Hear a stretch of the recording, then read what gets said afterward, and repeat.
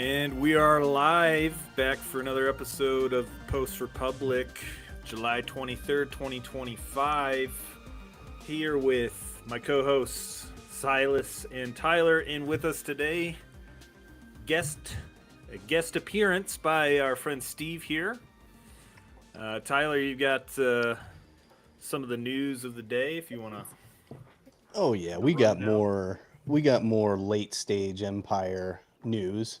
The big news of the day is Tulsi Gabbard declassifies smoking gun evidence. Obama fabricated intel to sabotage Trump's first administration. She used the word treason. Pam Bondi calls on Ghislaine Maxwell to testify. We have rock legend Ozzy Osbourne passes away at 76. Tulsi Gabbard declassifies MLK files. Israel accidentally bombs a Catholic church in Gaza. Scott Bessant calling for full review of the Federal Reserve. Trump still trying to pressure too late Jerome Powell to resign. We have an increase in deportations, ladies and gents. 18,000 deportations in June to 50,000 in July, clearing out those Home Depots and also clearing out the 405, which is a legitimate miracle. Trump is diagnosed with chronic venous insufficiency, causing the libs to have a little meltdown. Trump also makes a historic trade deal with Japan, Indonesia, and the Philippines. And the last little story here, we got a juicy one. Emmanuel Macron files a lawsuit against Candace Owens because she claims that his wife was born a man. So anyway, let's get into it, ladies and gents. Which story really is the most important right now? Well, the Russiagate potential arrests is certainly trending. Sometimes I wonder, okay, what are we being distracted by with this story? Because it's taken, I think it was strategic in some sense after the Epstein debacle to roll this out. Not to say that they hadn't been planning it already, but it was convenient timing for the administration to talk about it. And honestly, I'm in a wait and see kind of phase with this whole thing because don't tease us with Obama getting arrested. Don't tease us. Yeah, setting Pam Bondi up to take another fall. I mean, she's going to end up taking this fall if Obama doesn't get arrested, right? And she's not going to. I don't think Obama's going to get arrested. I don't think he's. Hope springs eternal in the human heart. However, I manage my expectations. Yeah, it feels like maybe that's part of the deal is there's going to be a multitude of issues that Pam Bondi is going to fail at so that they can have one fall guy. Because I do think she had some bad dealings on Epstein even before this in Florida.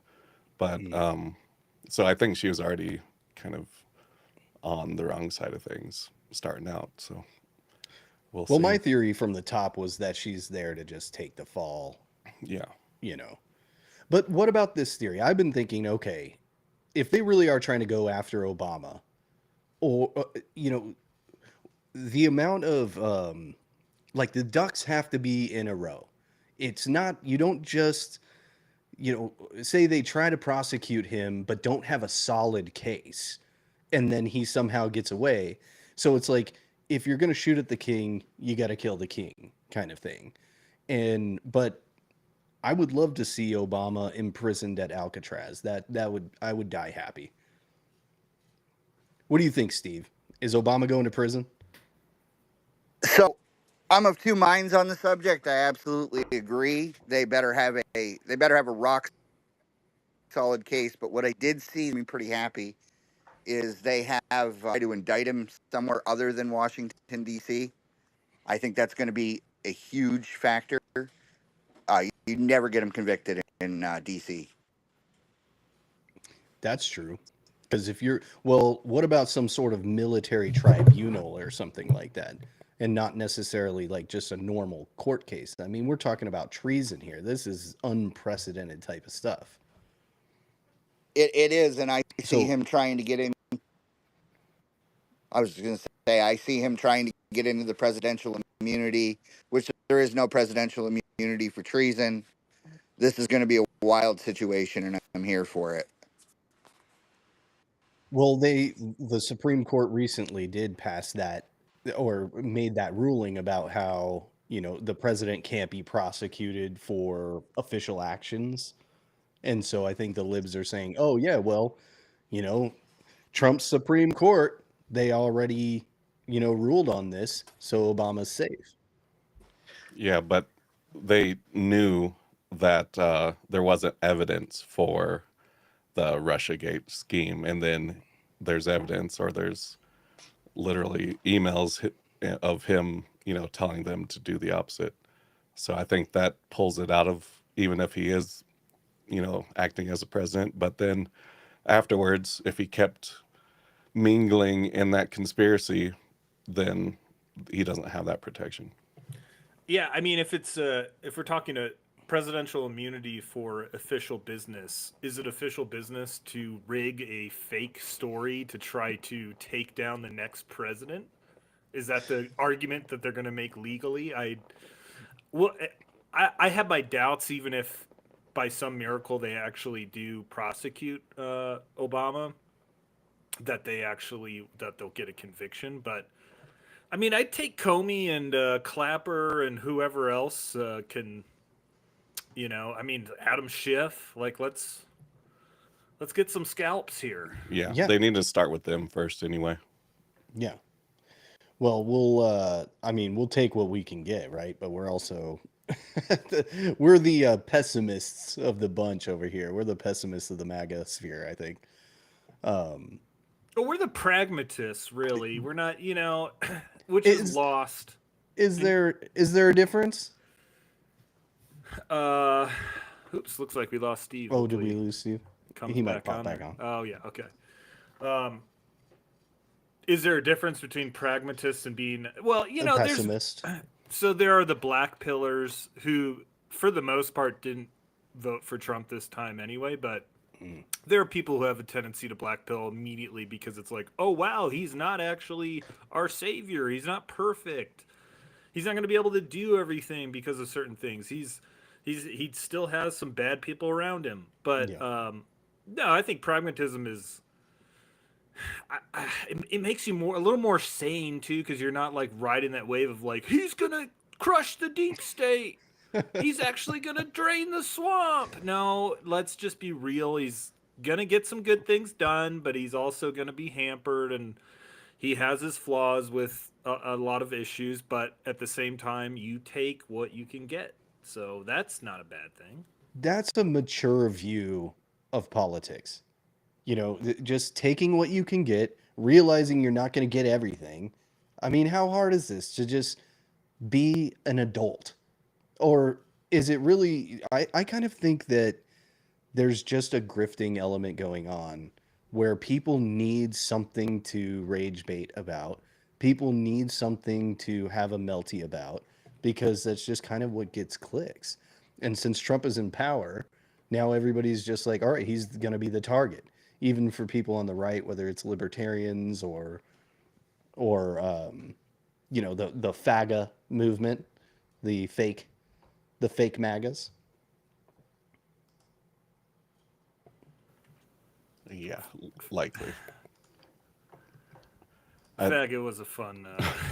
I don't know, why did no one ever think of this?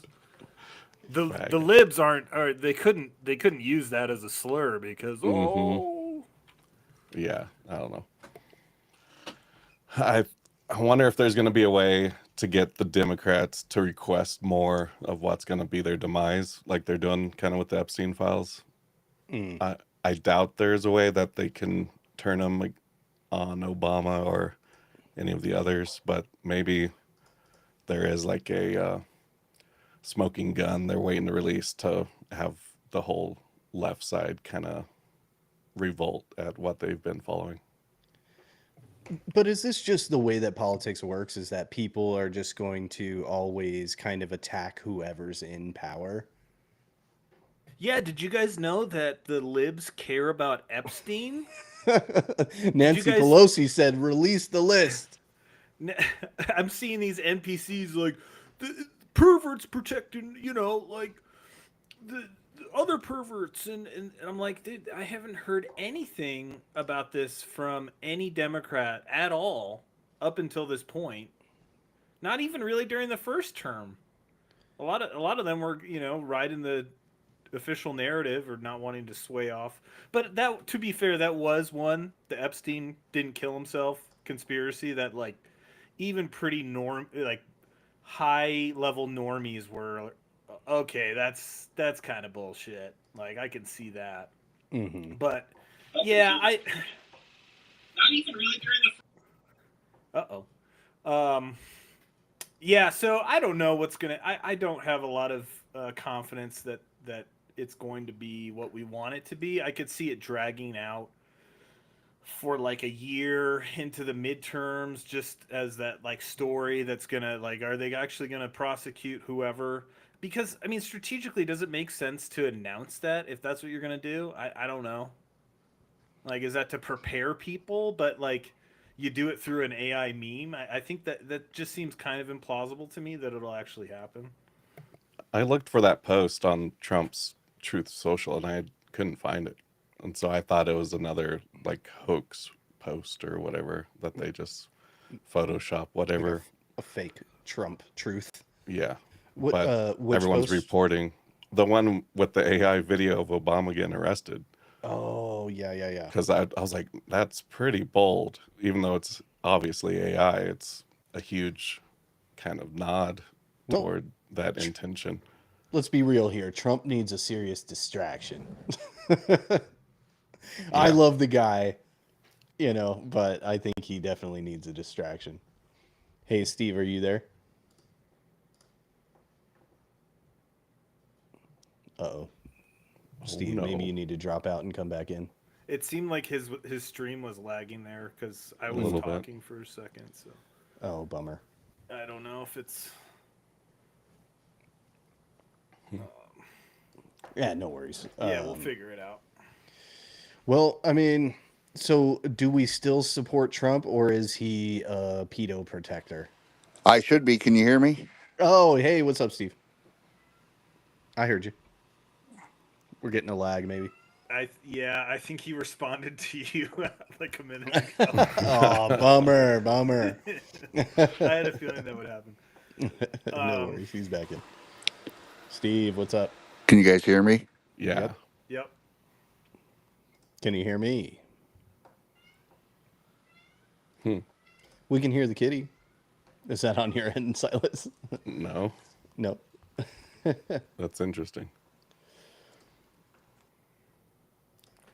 Well, bummer. Interesting. Okay. Well, the question was, okay. Yeah, no worries. He's trying to figure it out. All right. Well, we'll let's keep cruising. He's coming back. Adam here. So yeah, the question was, do we still support Trump or is he a pedo protector? That's a loaded question for one, like, but it's what you've been dealing with online. I like I said, I was always pragmatic supporting Trump for specific reasons that he's delivered on some of them. Ukraine, not so much, but that is kind of a disappointment. I have some other bones to pick with Trump in terms of I don't know if you've heard about the possibility of them providing immunity to Monsanto and Bayer, big ag companies, in the same way that vaccine manufacturers get that, which I think would be not good for people, and providing any kind of incentive for them to do smart agriculture that's safe and effective. So what happened? He removed... No, so he hasn't removed anything. I think it was proposed in Congress. So hopefully it dies and it doesn't get signed. But I could see that being a bipartisan thing where both, it depends if Trump's behind it. Because I want to see that vaccine immunity removed Yeah. altogether. I don't want to add more immunities for, shitty companies. But overall, I'm still, I'm. What option do I have? The Yeah. options are, oh, let's join the America Party. Yeah, no one's gonna do that. Number two is join the Democrats. That's insane. Not doing that. And then the other option is to black pill. Yeah. And And you're not doing that. I'm not doing that. So I'm, I'm still getting what I can from what he will actually do. We had that other story of the border and deportations increasing. I haven't. Do you have any more information about that? You said it increased to 50,000 in a month. Yeah, that was just kind of my surface level research there. I think because the Supreme Court removed some of the barriers, removing the ability for the judges to file injunctions, and so they were able to ramp up deportations. That's kind of, I'm assuming that that's the reason why we're getting more deportations. And I think everybody was whining about not getting enough deportations, but it seems like we're getting an increase, maybe like three times the amount of deportations from June to July. So, and it looks like they're targeting liberal states too, which is great. Well, in Texas, I got to see firsthand, that there is action, and it's kind of back to, what I remember cities being like in the early 2000s or even 90s, where traffic isn't too crazy and there's not just people littered all over the streets downtown. So this was El Paso, so I got to see firsthand evidence, and that, I mean, it seems like a really good thing to decrease the pressure on every city and state in the nation. Hey, Steve, are you there?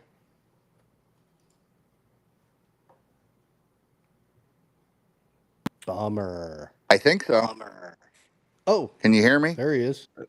Yeah, it was a little lagged if you responded right after. I think it is. My mic didn't want to unmute. Oh, Okay. Sweet. what's your take, man? On the deportations? And just Trump in general, do we still support him? Of course. I personally think that anyone who thinks that the adversarial, what's the word I want to go with here? The adversarial forces have had control of this file for the last, 7 years at least. And if you don't think it's been tampered with, it absolutely has. There's just no other way about it. So I think what happened is I don't know if you guys remember during the campaign they had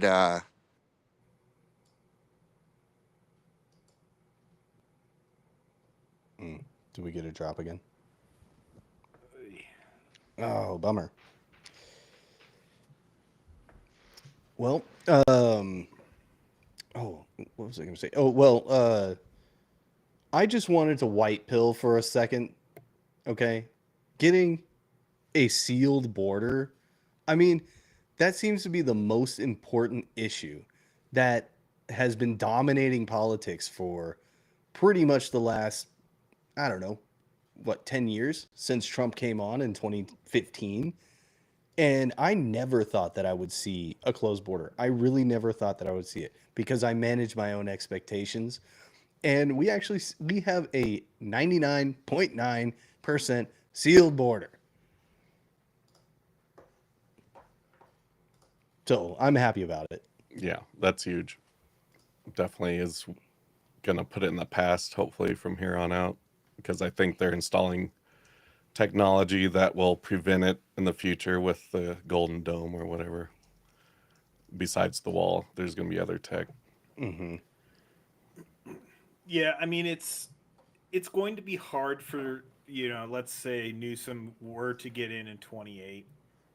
It's going to be hard for the Dems to walk back something that is obvious, that hey, Trump actually, the president had control over this. Mm. They could use executive power to secure the border. They didn't need a bill to do it.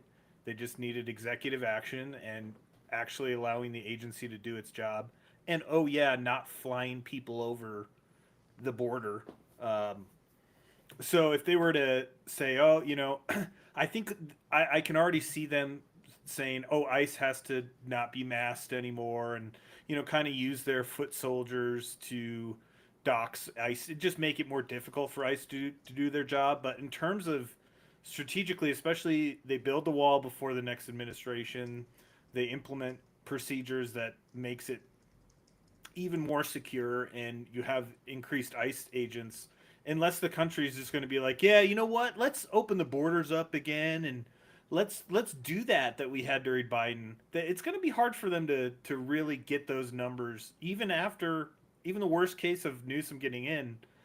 It's going to be harder to do that. So that's a big win that we should feel good about, because um, it's going to have effects. It's going to reverberate, I think, beyond this administration, even if, God forbid, Newsom gets in. So, Oh, and I know God. I don't want to even say those words to try to Do not avoid manifest any a Newsom. It's sticking in the ether. It's not going to, but Well, how hard is he going to be to beat? Because the Dems keep choosing a woman, and I think that's their main mistake. And if they do choose a straight white Christian male, even though I don't think he's straight or Christian, I mean, that might be it could possibly be their way back into the White House. it has to be. They have to just go back to the playbook. Mm-hmm. Obama was a once in a generation talent. It's not to say that they couldn't. I mean, Hakeem Jeffries, not cutting it. Cory Booker, not cutting it. AOC, I could see AOC being on as VP for Newsom, kind of get that hard left voters. Mm-hmm. I still kind of wonder if that's going to hamper them, but I mean, no matter what happens with this administration, Mm-hmm. Newsom is also hindered by the fact that he runs California. So it is also going to be, there's so many ads, you could just see it already. If it's Newsom, you're just going to see piles of poop in the streets, Yeah. homeless people, the crazy drag shows, like the worst of California. So it's not going to be easy for him to run away from that, even if he puts together a good campaign. It's going to be hard. The attack ads pretty much write themselves. I mean, so they just maybe need a fresh face. At least with like somebody like Buttigieg, or even AOC, they weren't in control of too much. And so they don't have much that they can get blamed for. But it seems like Newsom is just slippery. He's almost like Teflon Don. Nothing sticks to him. You would think that those fires would ruin his political career, but for some reason they haven't. If anyone's a reptilian shapeshifter, it's Newsom. I do have another candidate that they might pull out of their pocket, because I saw a conspiracy theory. But Mr. Beast. Oh. Someone Okay. that's just, super popular all around the world, could be No positioned as a world haters. leader. Yeah. Like, he had a scandal pop up, but I think he's been cleared so far of any wrongdoing. I mean, he's not in jail or anything, so who knows? But the conspiracy I saw is that he is the Antichrist. Yeah. That's why he chose the name Mr. Beast. Yeah. Well, as far as I know, Antichrist theology in the Bible, one of the main things was that he would have no haters. Yeah, that's one of the main things they talked about is like, can't be Trump, can't be anyone that's Elon. polarized. Yeah. Mhm. So I think The Rock would be a better option in that way. yeah, Mhm. that's true. Because Mr. Beast kind of has a little creepy, just a creepy vibe to him. Mhm. That That's look in right. his eyes. You got to go for some, like The Rock could transcend it, but Okay. What about Colbert? Colbert. What if he runs? Maybe this whole thing of him please. getting canceled is actually really just him Mm, trying to make a play for it. he's preparing for the election cycle. I think he could do it. I think he's actually a really good candidate. You know, another person that I thought of was George Clooney. Somebody who has a good-looking face, speaks well. Actors actually do really well in politics. Like somebody like Reagan was an actor because they're able to deliver speeches. They know how to speak properly. They're decent on camera. So I don't know. Maybe somebody like Clooney Colbert 2028. Well, I mean, I'm surprised we haven't talked more about the Colbert canceling because, as you know, this was a clear, a very troubling sign in our democracy. It's bad. He's a great, great guy. They just cut NPR and, public broadcasting. Yes, they're trying to silence people, but that won't work. It won't work. We will just get louder. Well, get loud then. They're Go trying crazy. to silence us because Colbert's dancing vaccines just couldn't get the ratings, because it lost 40 million a year. But no, yeah, horrible. Well, I found a GIF that I really like that I think everyone should use. Just use this GIF. Why did I get canceled? Was that on his Colbert? That was like before. I think that's recent. Really? That Oh, looks that like the looks like- Colbert Report background there. Right on the Daily Show or whatever Maybe he was making. I'd like to see the context of it. Maybe he was making fun on of something. TDS. You know, Um, the Colbert Report was actually kind of good. I used to watch it back in the day. It was actually kind of funny. I would agree. Yeah. Yep.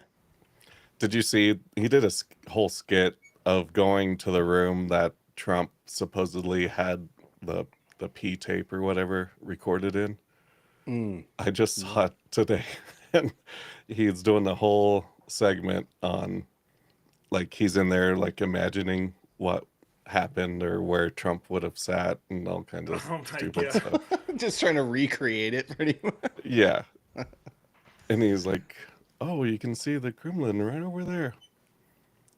Then you can see the Kremlin. So him and Putin can make eye contact. Yeah. No, I do think that this whole Russia collusion thing is actually a bigger deal than people want it. You know, obviously the left doesn't want it to be a big deal, and a lot of it might be a distraction from the Epstein stuff. I mean, well, or maybe it's both. Two things can be true at the same time. Maybe it is a distraction from the Epstein stuff, but it's also, it also is important as well. I think Trump is I think he really is kind of thinking, hey, let's normalize the idea of putting these people behind bars. But I mean, he didn't go after Hillary, and he had every reason to do it, and he didn't. And I saw a clip of him saying, I didn't go after Hillary, and I really, I'm still actually stand behind that decision.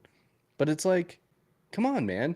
And everybody, especially on X, wants justice. They want scalps. They are not going to let it go. They won't even be happy with mass deportations. They won't even be happy with a closed border. They won't even be happy with a full-on golden age until at least one person is put in handcuffs. Yeah, they got to start at the bottom, but I think they will move forward, at least with the bottom feeders. But, and that's a sign that they will go all the way to the top. But I don't know. There could be some big play, Obama releasing his real birth certificate, so he's got some sort of immunity there. Or they reveal the United States been owned by the Brits still all this time. There's a conspiracy about that. That the United Kingdom is still Yeah. in charge. There was a certain president that sold basically the United States as a corporation to them back to the royalty. And from that point on is when we started to do, the birth certificates, the social security, and your name in all caps is actually an incorporation type of legal jargon thing that they have been potentially kind of keeping us in the dark from. Well, you did kind of prove some of that when you linked it to your personal. You linked your Amazon account to your personal Federal Reserve account. Oh, yeah. I remember you did that. I had to You could prove see it to myself, like that this is actually going on, and I was able to link a bank account that's literally just my social security number and my full name to Amazon, and purchases were going through and all that. And it was right when they were starting to catch people doing it, because it started to go viral that you could link this bank account and pay off your student loans and all kinds of stuff people were doing. So But there's an account that has funds in it. Is that what you're saying? yeah, like pretty much we all have, you could call it a trust fund when you're born, and they, depending on where you're born, what family tree you're born into, there's a certain amount placed into that account, like they're betting on your involvement in society. And there's like the minimum's like 5 million, so you at least start with a huge chunk there, and then they use that money to trade on, you could call it black markets, but it is accessible. And I was able to find my account linked to my social security number in a trade market. So that was the first clue that my account did exist. And then I was like, how do I use it? And so I started with Amazon first and made purchases. And then about a week later, they were all reversed. So they ended up reversing them. Yeah. Yeah. That's so crazy. How much did you spend? I mean, you once say? I saw it started to work, it was probably like, it wasn't that much. It was like maybe 10 grand altogether. Oh, dang, that's still a lot. Yeah, but I mean, Well, I wonder if they could come after you for that or something. Like, or did you get any they haven't yet. communication? Yeah. They don't want to start anything, because once you show that they're like, and if you're not a threat to anything they're doing, like in a high position or whatever, they're not gonna mess with you too much. But So, just for people listening, what exactly, can you explain it just in a nutshell real quick, exactly what you did? Sorry, I know we just talked about it, but for yeah. people that might So not be making this connection. I discovered that the government, and tied to banks, create an account with your name that's your social security number, and they put money in there from the moment you're born, and then they use that money to trade on back deals and whatever throughout your lifetime. But they assume no one would figure out that they have these accounts, and eventually people that were researching the like sovereign citizen stuff started to figure out there's accounts that are just social security numbers. So to prove it to myself, I found my account on the Fidelity Investments website or whatever, and it was active, trading money and all that. And I think it was like 7 million in there when I looked. No. And so then I wanted to test it further, connected it to my Amazon as a bank account. It connected fine, made purchases. I stopped at 10,000 just because I was like, I just want to see if this actually works. Yeah. Like they actually ship something and whatever. But then, yeah, they reversed it like a little under a week later, probably 3 or 4 days later. Here, let's try Steve again. Steve, are you there? Steve, are you there? We got double Steves here. We got double Steves. Steve, are you there? We got Black Dang. Steve, we got Green Steve. We're just gonna The leave him Green on. Steve is the actual Steve Martin, ladies and gentlemen. Whoa. He's gonna play some banjo for us a little later. Bummer, we got a little technical difficulties. We're gonna work it out though, at some point. Well, you know, we should start the hashtag release the accounts. Yeah. Not who gives a shit about the Epstein I files? know. You got like 7 million in your account. Oh fuck, guys. So let's see. What I didn't get a social security number until I got my license at 16. Do I even exist? Nice. Good question. I ask that myself all the time. Do I even exist? We gotta validate it with paper.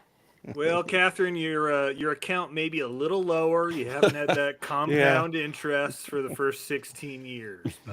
But So what's the point of them doing that? Sorry, not to rabbit hole too much on this, but what's the point of them Laundering. creating to launder money into kind of create debt based off of your existence? Well, they create profit because it's connected to like the funds that the bank holds, so they are able to report, higher profits every year because they're trading those accounts on sure deals, basically, so that they always are growing. Okay. Well, that's crazy. That's insane that you actually were able to prove that too. and Yeah. I verified it too. He's not lying. Oh yeah, I Anonymous showed you on my sources. phone. Yeah, I was like, damn, it literally says Federal Reserve Oh, on yeah. the Amazon Philadelphia Federal Reserve Bank, and there's a way to figure out which bank your card is tied to by the numbers on the back. Oh, That refers to the like routing number or whatever. And since it's your name, you can access it. Yeah, at first, but now, I can't access it. Is so. there an official explanation that's been? Maybe we should ask Grok. I'm trying to think of a way to get it to answer it, but Yeah, How that'd to be a hard one. formulate the question. let me figure this out. Yeah, sure. Mhm. That's wild. And I want my 7 million. Yes. But it's just kind of like we're a slave class, essentially. Yeah. Yeah, they're trading bets on the back end Mm-hmm. on our name. So, well, there was a fake resignation letter that went around, and everybody posted it, and it was the Jerome Powell resignation letter, and it was like, oh, this is great news, right? And it turned out to be fake. But do you guys know how the Fed chair actually gets selected or something? Because do they have to resign on their own? Is it like a 10-year appointment, or who appoints it? How does that even get decided? Good question. Because it's a private corporation. Well, Grok says any claims suggesting individuals have secret or personal accounts at the Federal Reserve tied to their social security number are typically associated with debunked conspiracy theories, Of course. such as those related to birth certificate bonds or secret trust bonds. These have been repeatedly clarified by government agencies, including the Treasury and Federal Reserve, as false. I bunked it. Yeah, well, we rebunked you, bitch. Steve. Can you guys hear me? Yeah. Yes. Yeah. Outstanding. Cool. Try So- this again.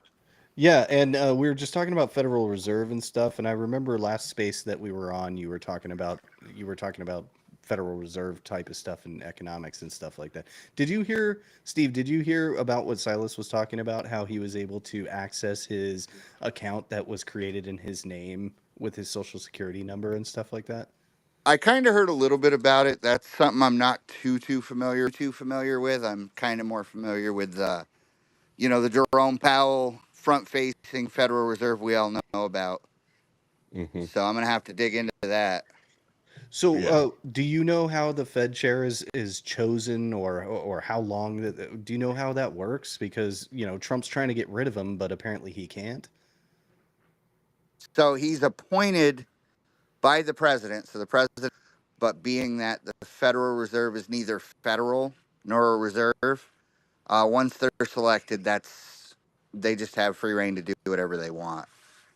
I do believe there is a term that will end during Trump's presidency, no matter what. Okay. So there's maybe like a certain amount of time I want that to say it's I think next it's- year. His term is up, right? I want to say 26. it's 10 years. yeah, that's what I thought too. But the So thing that I'm going to look it up here. the thing you don't hear about a lot is that the Federal Reserve has stockholders. So people who buy Okay. stock in the Federal Reserve, and most of those people are European. And isn't it funny that all the countries that we're putting all these tariffs on are not interested in lowering our interest rates? Yeah. I mean, Well, lowering the interest rates would really help the economy. And so obviously it's a political reason why he's not lowering them. Yeah. because Okay, so federal yep. Go ahead. go ahead. I was just going to say the Federal Reserve has a lot of the same board members, and they lowered all the interest rates in Europe. They just didn't do it here. Well, so I've heard a different theory, and I brought this up on our show before. I don't know if you're familiar with Tom Luongo, but takes the stance that the Federal Reserve has kept interest rates high to put pressure on Europe so that they would lower interests, and so that the U.S. can basically have more power over. I mean, if you have higher interests, people are gonna want to buy your currency more, and there's other aspects of that. But he makes the point that the Fed is doing what it's doing to protect the dollar, but using like something that's not good for a lot of the economy. But they're more concerned with the geopolitics and maintaining that reserve status because, yeah, a lot of European countries have lowered interest rates. But at the same time, if you keep it higher, you have more cards to play in a certain way. Okay. I thought it was an interesting take. I'm not sure what you feel about that. Unfortunately, my knowledge of the Federal Reserve is kind of surface level. I mean, I know enough to know it shouldn't exist. I know where they signed the bill in 1912.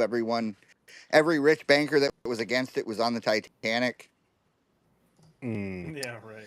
Yeah, well, I just asked Grok, why can't Trump get rid of Jerome Powell? It says President Donald Trump cannot easily remove Jerome Powell as Federal Reserve Chair due to legal protections established by the Federal Reserve Act of 1913.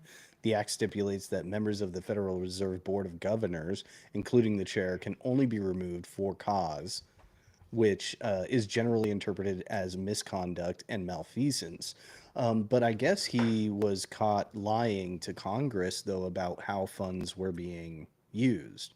So I think Trump is trying to weasel Jerome Powell out, or based off of kind of threats of, threatening Jerome Powell because he lied to Congress about how funds were being used. When I think based off of the new building that they're building. Does that sound familiar? Yeah, he claimed there was no new marble, there wasn't a garden on the roof, and last I heard, he was like $600 million over budget. That's right. So hopefully Trump can use that as leverage. He can hurt himself, but we've discovered that unless your name is Steve Bannon, perjury to Congress doesn't really matter. Ask Eric Holder. Yeah. And I'm waiting for Fauci to be held responsible as well for lying to Congress. Get behind me. Yeah, that would be a great turn of events if that started to flood and everyone who committed perjury starts to get locked up. That would be a great way to start the lockups. So, I feel like a lot of people forget that Fauci was the bad guy in Dallas Buyers Club. Yeah. That's right. He didn't just turn evil. He's been there this whole damn time, fucking people's lives up. Yeah, he was the guy who came up with the toilet seats to give you AIDS and all that fun stuff. Oh man, I had a clip a while back of a news report of Fauci saying some stuff. I'll try to find that real quick. Mm-hmm. Yeah. Well, so this obsession with justice, I think it is justified that people do have an obsession with justice. I think there's a deep-seated desire for actual justice that people have. But it does seem to be kind of twisting people's minds of like this it's almost a selfish desire to see and observe the justice happening. I personally think that there's going to be an ultimate justice, because I do believe that God exists, and I think that if God exists, then there's going to be some justice in the afterlife, and so God will have his justice. So I just, I is, am I off base here saying that I think there's kind of a selfish desire for justice recently? No, a lot of things have been, a lot of really messed up things that go against the entire American mythos have been thrust upon us in the last 10 years. Things we never would have thought could happen have happened. Mm. And I would even go beyond that. 9/11, the things that happened around that, the Patriot Act that was written before. Hit it. I think that's a big part of it. Uh oh. We got the 9/11 ding bell. I was going to say, did I I do always get a wrong? bit- No, No. you got hit it right on the head. No, that's you're cooking. Cooking. Let him cook. Yeah. No, that's all I'm saying. Like, what we grew up with and the concept of America that we had when we were children is not the America we live in. There's a lot of people who are disenfranchised and they want to actually see the changes starting. And I understand the frustration, but at the same time, I feel like infighting amongst us is causing so much. A lot of people, I think, that had bad intentions from the beginning. Yeah, and you bring up 9/11, and that was for me to expect Trump to release the Epstein files, like and put so much faith in that. Meanwhile, we haven't heard shit about 9/11 since the original investigation, and that's a way bigger event that changed the course of American history. And we have so many things that need to be accounted for and justice. And it's not that Epstein doesn't matter, but for me, it also put things in perspective. Like, can you realistically, are they going to release the 9/11 files for real? Are they going to say that the CIA killed JFK, that our own government did 9/11, or other elements involved in other governments as well? Like, no, they're not going to say that. That would literally, like, that's imploding any, like, we're just going to admit that to the world. Yeah. I mean, we should. We should come out with it, but I'm just being realistic. It's not going to happen. Yeah. And so we just have to come to terms with that and deal with what is. So Yeah. let me ask you a question, and this has kind of been rolling around in my head the last couple days. Did you ever think that the DOJ would come out against Barack Obama with a bunch of evidence and say they're going to investigate him and possibly charge him? No. No. I No. mean, that I was floored by that. And if it wasn't for, and here's the other thing. Do we think they ramped up all of the Epstein stuff because they knew this was coming to try to bury it? So maybe the Epstein stuff was the distraction from the Obama indictment. Well, yeah, just imagine if, and there wasn't all this Epstein stuff going on. I think people would have lost their minds. Yeah. Yeah. Well, I'm holding out hope that we're going to reopen Alcatraz and Obama and Hillary are going to share a cell. I know it's Well, maybe they can. Maybe Obama can record his podcast that has been going around. They've also been doing TikToks. I find these to be really just so entertaining.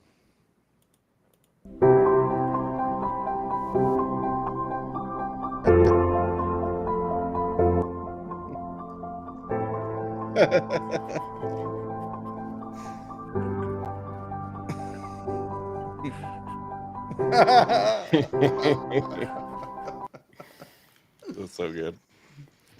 Hey, at least there's justice when it comes to memes. Can we at least just Yeah. appreciate the fucking memes? It's an illusion of truth we're seeing, but just imagine if that was real. And they just all came forward on everything. Well, speaking of Well, justice and things that'll never happen, I do have that Fauci clip I want to play real quick here. Oh, you found it? Yeah. Nice. Starting to see, as we're seeing virtually as the months go by, other groups that can be involved, and seeing it in children is really quite disturbing. When you say other close contact, give me some examples. Well, for example, if the close contact of a child is a household contact, perhaps there will be a certain number of cases of individuals who are just living with and in close contact with someone with AIDS or at risk of AIDS, who does not necessarily have to have intimate sexual contact or share a needle, but just the ordinary close contact that one sees in starting to see. Oh, I thought it was a different, but it was still, he said something more absurd about it. That was funny, but yeah, and where's the justice for that? God, you know, I'm okay with it though. Why am I the only one that's okay with the fact that we're probably never going to see Fauci behind bars? I mean, yeah, it sucks, but hey, look at what's going on. We're getting win after win after win. Is it an addiction to bad news? so I do you guys remember after the election, the 3 months in between that? Didn't it seem really weird that they all stood down? Who? All the Democrats. The Dems. They Yep. all stood down. And Well, I figured they're just trying to regroup politically. yeah, I guess they're hiring Olivia Giuliana to bring in the men. What are you talking about? But, Well, they did. It's Biden did do a bunch of shit though. he did like- a bunch of stuff behind the scenes. But I'm talking like front facing. It seemed like they set a bunch of traps that they're hoping go off. The Epstein list being one of them. Mm-hmm. Because I remember when it first dropped, and the point was, oh well, he's got to release him. And I said, well, Biden had control for 4 years. Why didn't he release him? Oh, well, they were sealed until January 20th, 2024. I said, yeah, who is the president? You know, Mm-hmm. I don't get it. I guess is the point of that. Yeah, it's a little confusing, but I do think it could have been leverage, the Epstein thing, like you're saying, Steve. Like, give the Democrats something that they can hope they can get Trump on, and they can be pushing on that, and then drop the Obama thing. Kind of soft at first, and then now it's like getting steam. But they're still going to be pushing for Epstein while this goes on, and not freak out and riot in the streets or something. Well, what's your guys' position on whether or not he was an agent? Who? Yeah. Obama? Epstein. Obama? Oh, Epstein. No, Epstein. That, I think that's why the files are tampered with too. Like, I assume Mossad took all that, blackmail, and they have their own, pretty much way of using it against our politicians and, people in the private industries. Well, Well, Alex Acosta said he was when he prosecuted him the first time. He said somebody. I don't know. But Dershowitz said he wasn't. Oh well. Yeah. I had my underwear. that. I'm a little bit more on the skeptical side. I don't know for sure. I think it is one of those things where it's like the coincidences are overwhelming, but there's not like proof about it, I guess. And so I'm a little bit more skeptical, I'd say, about whether or not he was actually a Mossad agent. I think it's a little bit more realistic or probable that he maybe was some sort of free agent that was being used by multiple intel agencies from multiple countries, as opposed to just being fully Mossad. But I listened to Daryl Cooper on Tucker talk about this because he's done a lot of research into it, and he kind of goes back to how Jeffrey Epstein became who he was, and he doesn't really he more implies it based on the connection, like the crazy connections that Jeffrey Epstein gets.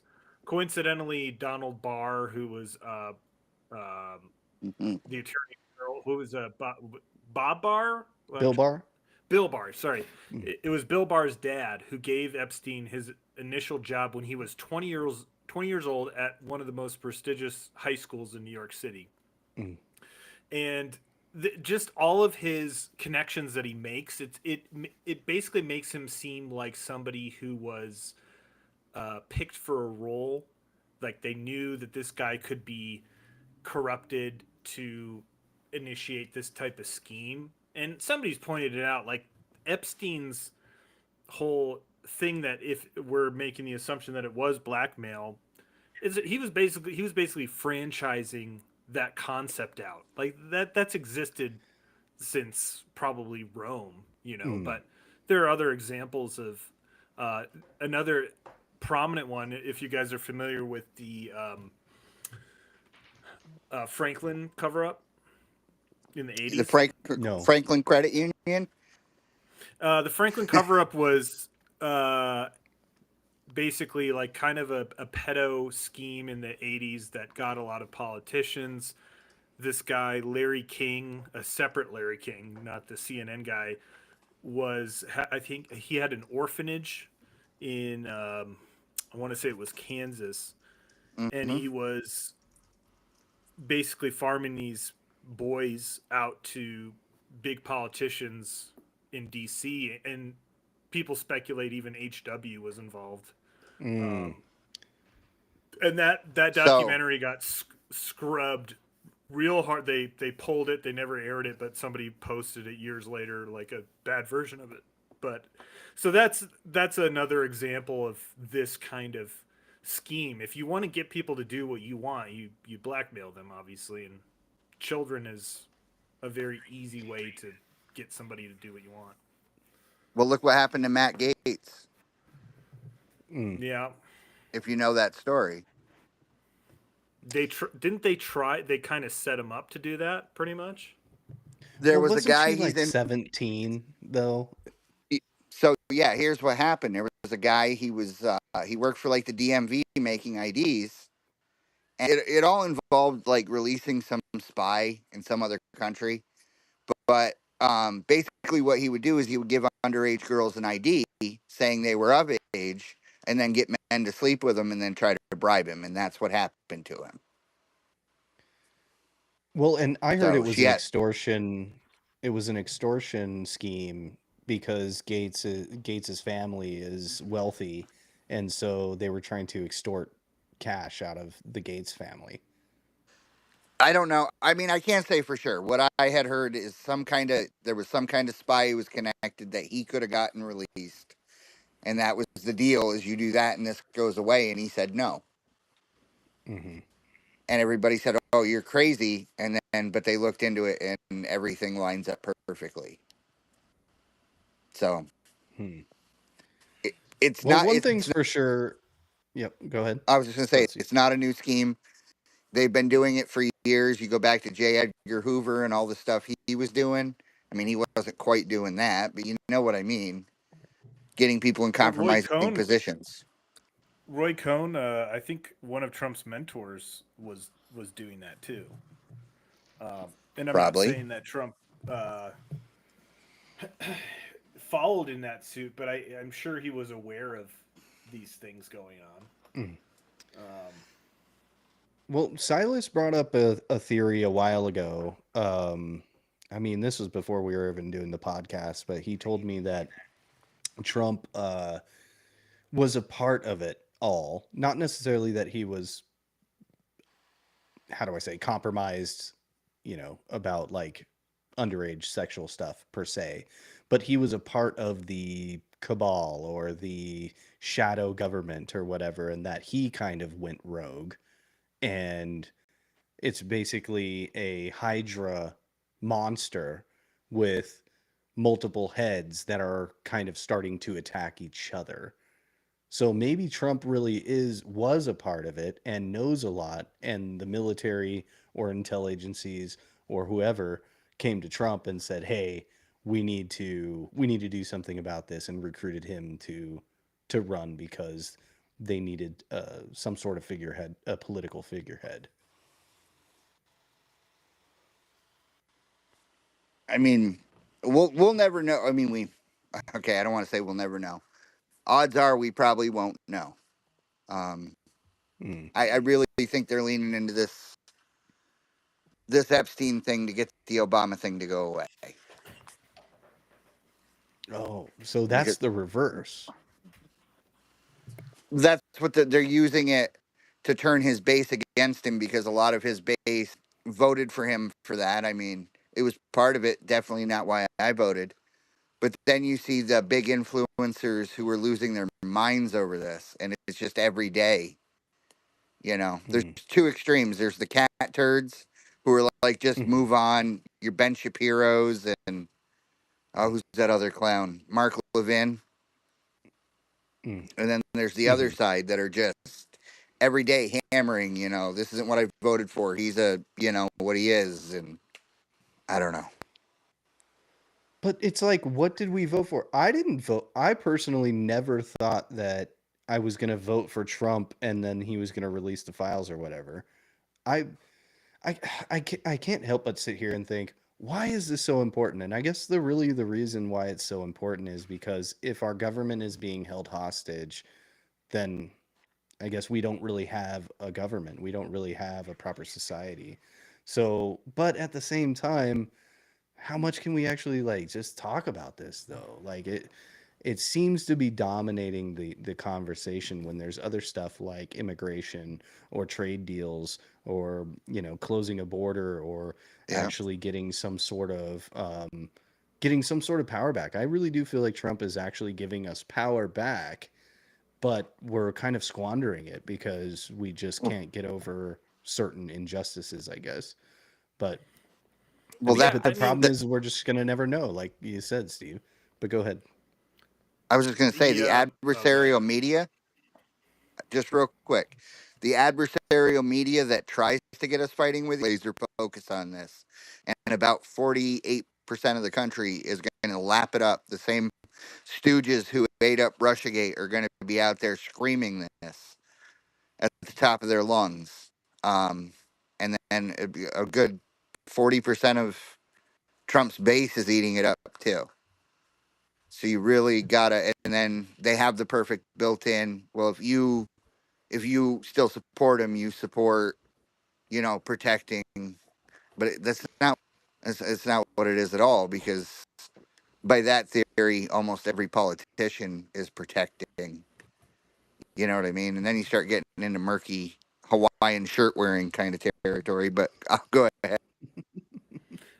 Well, what I was going to say is that people demanding the Epstein files be released in full with all the names and all the links, that's pretty much asking for what would be a revolution Yeah. of the entire power structure. You want, and of course, that sounds appealing in a lot of ways. Like I want to up this corrupt deep state, this globalist power that is working against the people in all these different countries. But at the same time, that's just not realistic that that's going to come out. And of course, we want Trump to reveal the truth and about all these things. But going back to being realistic and pragmatic about it, it's like you have to understand what is actually at stake by releasing these files. Like, and a lot of people are just going to the, well, we need to know, we need to find out, we need justice for this horrible thing that's infested our government. And at the same time, you don't see the big picture of what that means for the government as existing in its current form. And so it's almost like the government committing, Harry K, or whatever, however you say it, sticking the sword in to itself. And what are we going to get out of it as a people at that point? It's just total chaos. And who knows? I'm sure they've gamed out all these scenarios about what could happen. Here's, that's why we don't know about aliens at this point or anything else that's like obvious, but no one's going to tell us. We just can't getting hung up on what we want versus what's possible is stupid. Therein lies the rub in politics, really. Politics is the art of the possible. And so I think that's what we're seeing is a bunch of utopians, idealists that are driven by a pure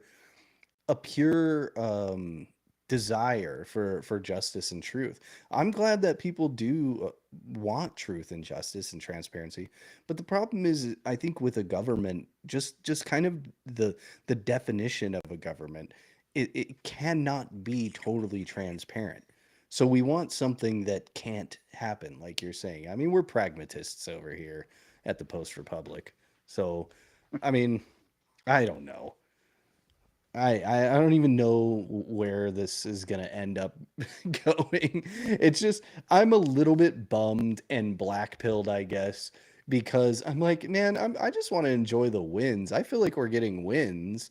And when it comes to the whole Epstein thing, here's my final thing I'm gonna say about it, is that I do look at the effect.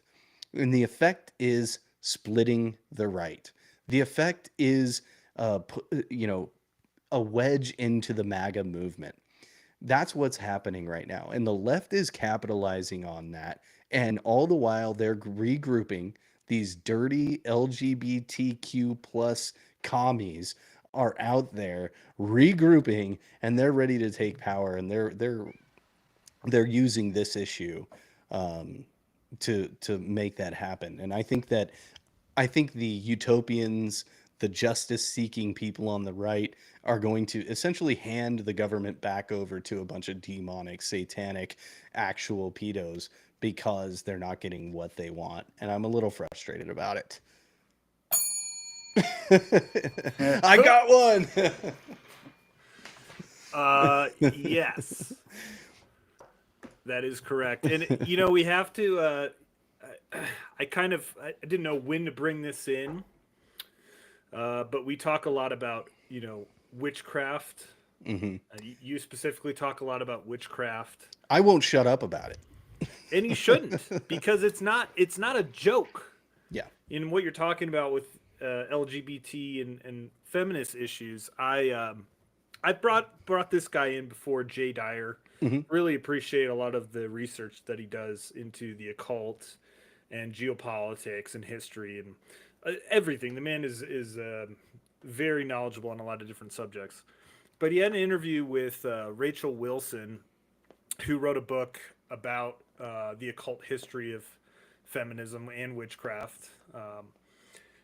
And this interview just kind of goes into these topics, because we're always talking about, how people are under a spell. It's like sorcery, a trance, yeah. And also the inversion of everything, and how norms and traditional values have been completely subverted and flipped on its head. And what are the roots of this?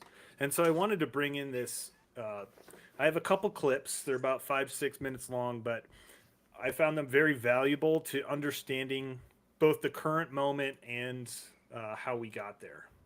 Run it. How would you explain this to people? What is the connection between feminism and witchcraft? Right. So the reason my book is called Occult Feminism, it's actually kind of a twofold meaning. One is that it's occult in the traditional sense of just meaning it's hidden. This history has been completely obscured and gatekept because women's studies programs starting in 1970, which were created by the Ford and Rockefeller Foundations and all the lovely folks associated with those entities, did not want relatively Christian America. We're talking 1970s suburban families, right, that they're trying to really promote feminism to at this time.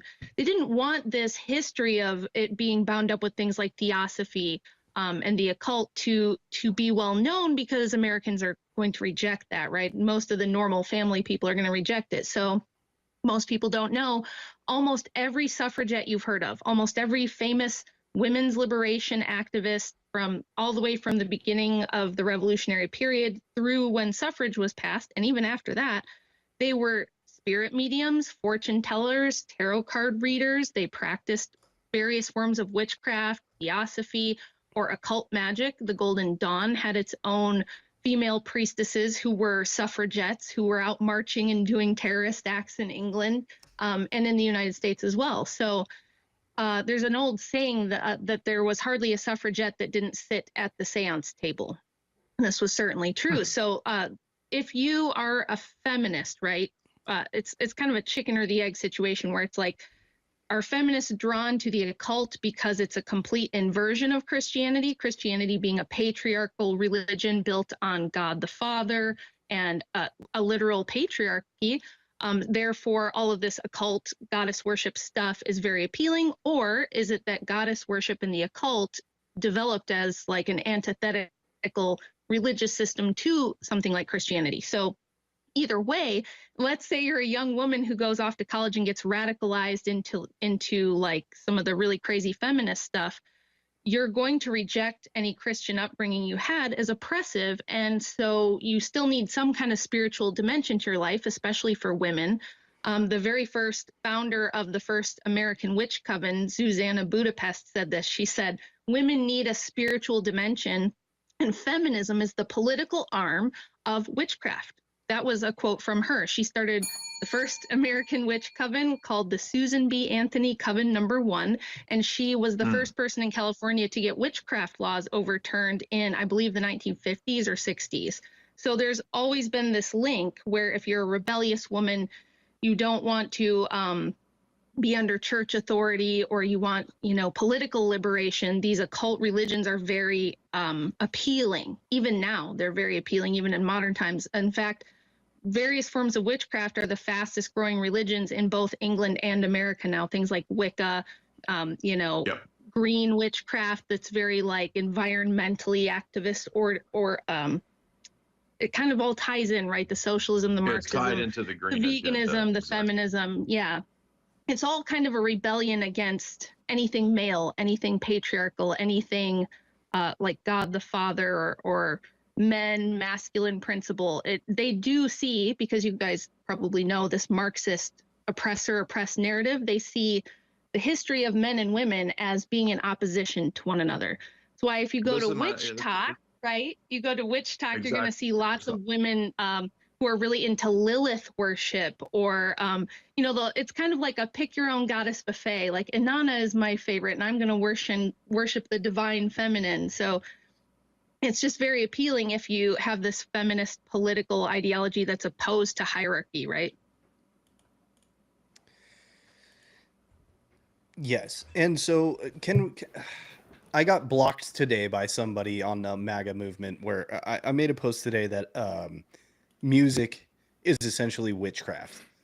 That they're spells. It's like repetitive words and repetitive sounds that evoke an emotion, and they manipulate the will of another person. And so that's why the music industry is essentially controlled by Satan. And somebody blocked me because they couldn't compute what I was trying to say.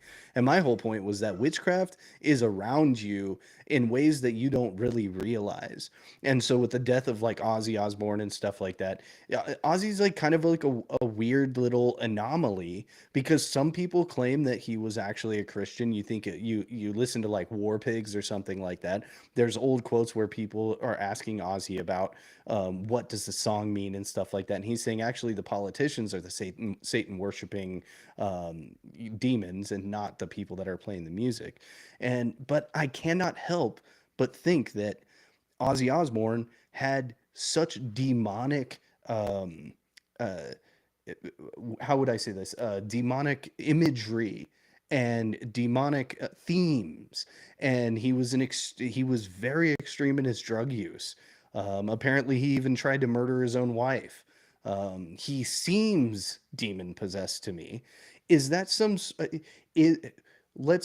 I want your guys' opinion about this, because people, especially the boomers, and I love you guys, but I'm thinking about these boomers that are still kind of in a trance about this like demonic music that came from the 60s, 70s, and 80s. And I kind of see the death of Ozzy Osbourne as almost like it's like a sign. I don't want to say it's a good thing, but it's a signal of the times that the boomers, the demonic boomers that don't even realize that they're in a demonic trance, that's actually passing away. That demonic grip on American culture is actually kind of losing its grip. So I don't know, is there a way to have demonic themes in your music, but still somehow it's like not demonic and somehow it's Christian? So I'm kind of curious to get your thoughts about this all across the panel here.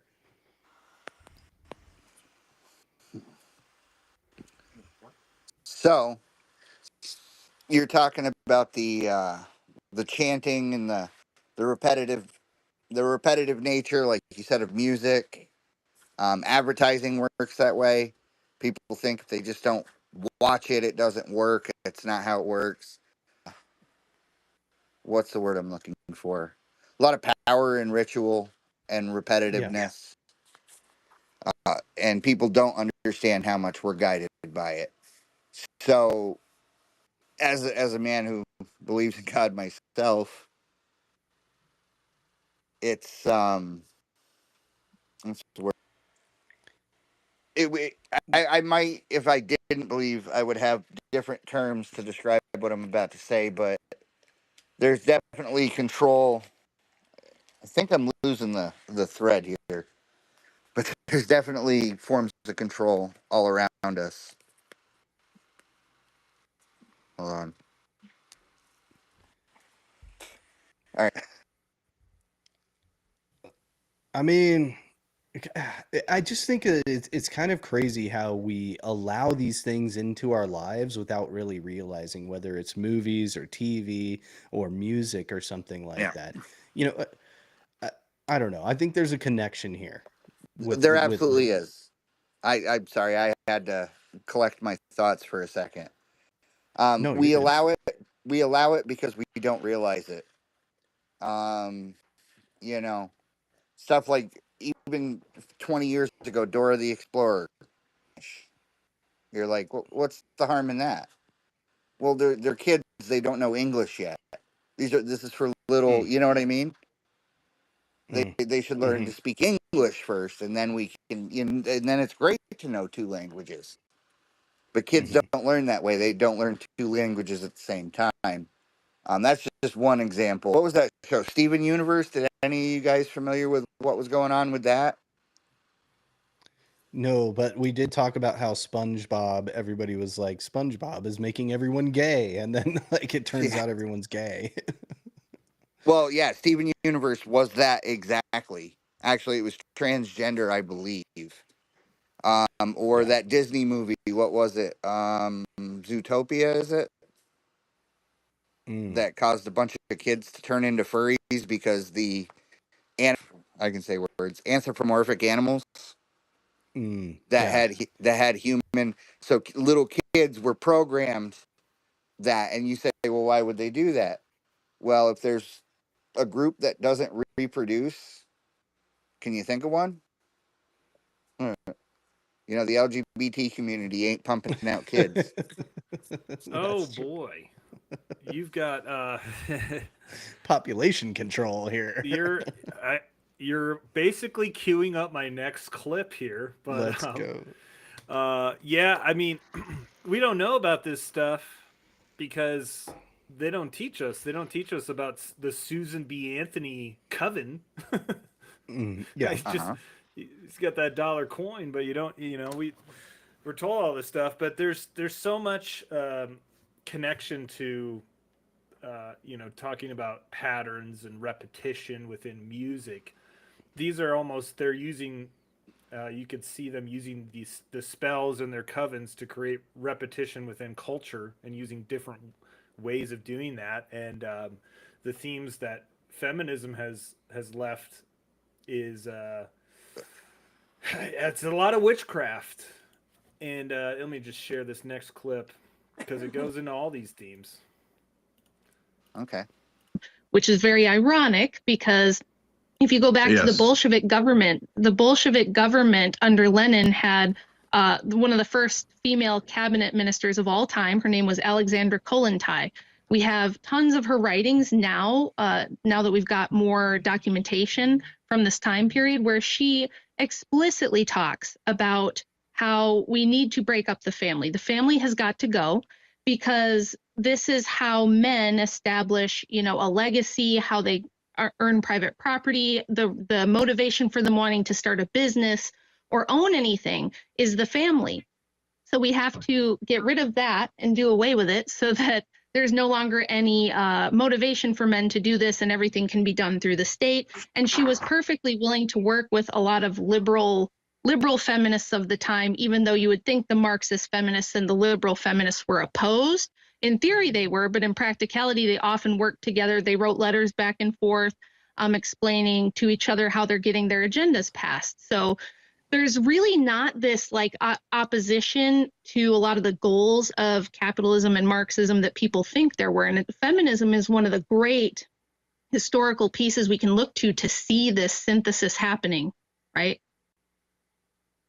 Well, now wait a minute though. Why would capitalists want to fund something like feminism? Isn't that more of a socialist thing? And now you're saying that why would capitalists like feminism? Now again, it calls to mind what we just mentioned with Aaron Russo and Nick Rockefeller, right, and his comments about getting them out of the household. But doesn't this then contribute to overall depopulation in your view? Yes, feminism is also historically linked to both eugenics and depopulation, with people like Margaret Sanger. But it's not coincidental that feminism did not become this dominating political force until after the Industrial Revolution, the passage of the income tax, the passage of the Federal Reserve Act. So getting women out of the family, where, both capitalists and Marxists lamented that women's labor was not being taxed. Women's labor was not accessible to them. They couldn't monetize it for the corporate system. And they could foresee that getting women out of the home and into the factories would allow them much higher income tax base, cheaper labor. It would also allow access to the children, because the children have to go somewhere during the day if both parents work. So then you see state daycares in early Soviet Russia. They were called creches. They became indoctrination centers. And we had our own liberal version here in the West of pushing kids into state-owned daycare and public school systems, which also began to crop up around the same time period. So these things are all working together for the same goals of, and we see birth rates drop off, right? We see birth control. So they've really, through feminism, achieved a lot of their goals. Probably more than any singular revolution, I would say. Yeah, I remember the name of the book escapes me. You would probably remember it. The Collins brothers wrote an article about this too, where some of the leading academic feminist writers today, that in the academic world, there's a book about the Luciferian connection and feminism as a form of goddess Luciferian worship. And then there's also statements, I think, from those authors saying that we would need to kill God the Father in order to bring about the full liberation. Do you know which book I'm talking about? I always forget the name. I think you're talking about Satanic Feminism by Per Faxneld. He's a professor in Sweden who wrote this. His PhD thesis was about how women of the suffrage era openly declared Luciferianism to be their founding guiding principle. Mm-hmm. Yeah, so it's always been an opposition to God the Father, and to fatherhood, and to paternity, and to patriarchy. Well, and there's something about, women have a lot of great things that they're good at, when it comes to nurturing and raising children and all the things that guys can't do. Guys don't have. I mean, if there's a emergency situation where somebody dies, then the guy has to fill that role. Yeah, and vice versa. The woman has to fill the role if a man leaves or something like that. But we're not actually fitted to do the exact same things. We have different skill sets and different abilities. So that's just part of the natural order. So it seems to me that all of this is really a rebellion against nature itself and the natural order. And by that, I mean the natural order that God created. I don't mean natural order in some, enlightenment naturalist sense, in a materialist sense. I mean natural law in the sense of Romans 1 and so forth, right? That we're made clearly with a purpose, and that's even stamped into our bodies, into our biology. And all of this seems to be actually motivated by a kind of demonic rebellion against even that, against nature itself. The idea that Yes. So it's not actually, what I'm getting at is that feminism and all this is not actually an exaltation of women. It's actually an attack on women. Yes, exactly. I would agree with you on that. And Kollontai wrote herself that once we get the social order inverted, once this social question is solved, our next and final frontier is to conquer nature itself. And this is why you see this rebellion against the natural order, against, it's almost Gnostic. Yes, she explicitly says that. That's a neo-Gnostic. It's a neo-Gnostic revolution of process. That's actually what dialectical materialism and Marxism is, a neo-Gnostic dialectical process philosophy, mystical mystery religion. Yes, exactly. That's exactly how she described it. I was just going to say this is very tied in with like a new form of Gnosticism as well, this idea that nature is bad, God the Father is the evil demigod who created us in this restrictive order that we have to invert and overcome. Yeah. Yep. And that's why I know that liberalism is so aligned with Satanism or Luciferianism or whatever, is because they have an obsession with controlling nature. You know, when it comes to like climate change or transgenderism, they think that they can think that they can manipulate and control nature. That's how I know that I think that they're satanic without actually knowing it. I think you can worship Satan without actually knowing that you worship Satan. She's right. She's annoying to me, but she's right. That is correct.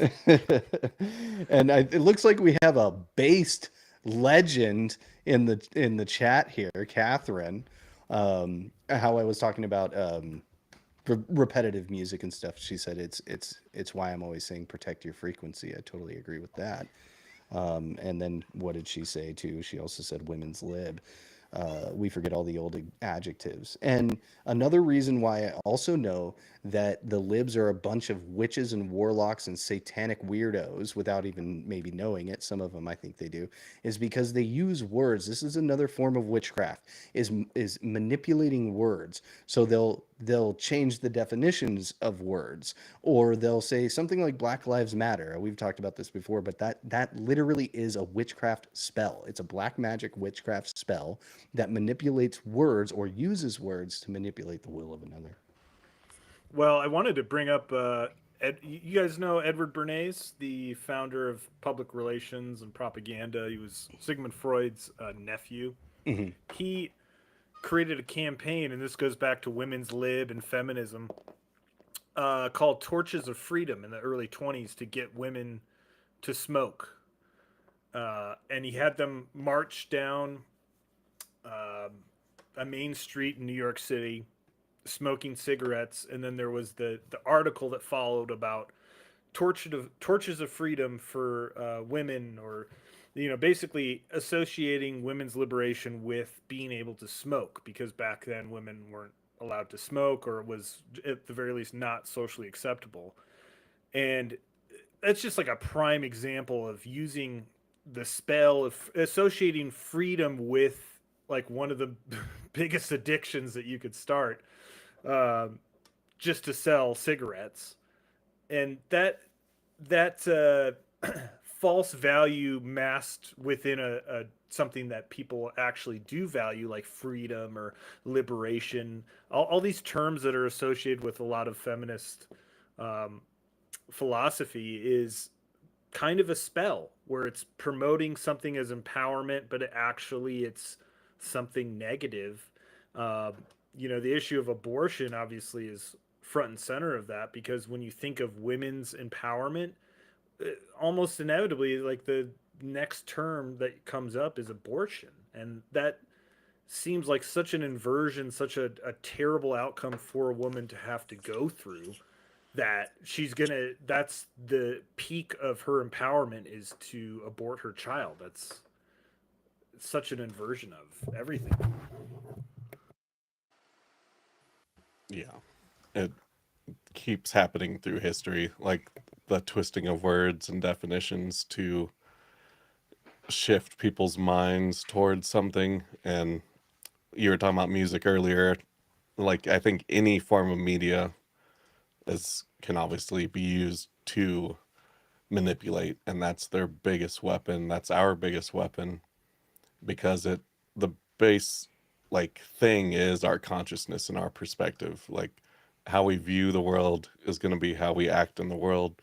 And if you can shift that towards how you want people to act in the world and disempower them through all these inversions basically of the natural order, then you divide and conquer. And then on the other end, if we create media, music, and written word that helps unite consciousness towards a perspective that's grounded in reality, then you can shift it back the other way. And I think there is a shift happening, but they've had control of the media for so long, it's hard to push through.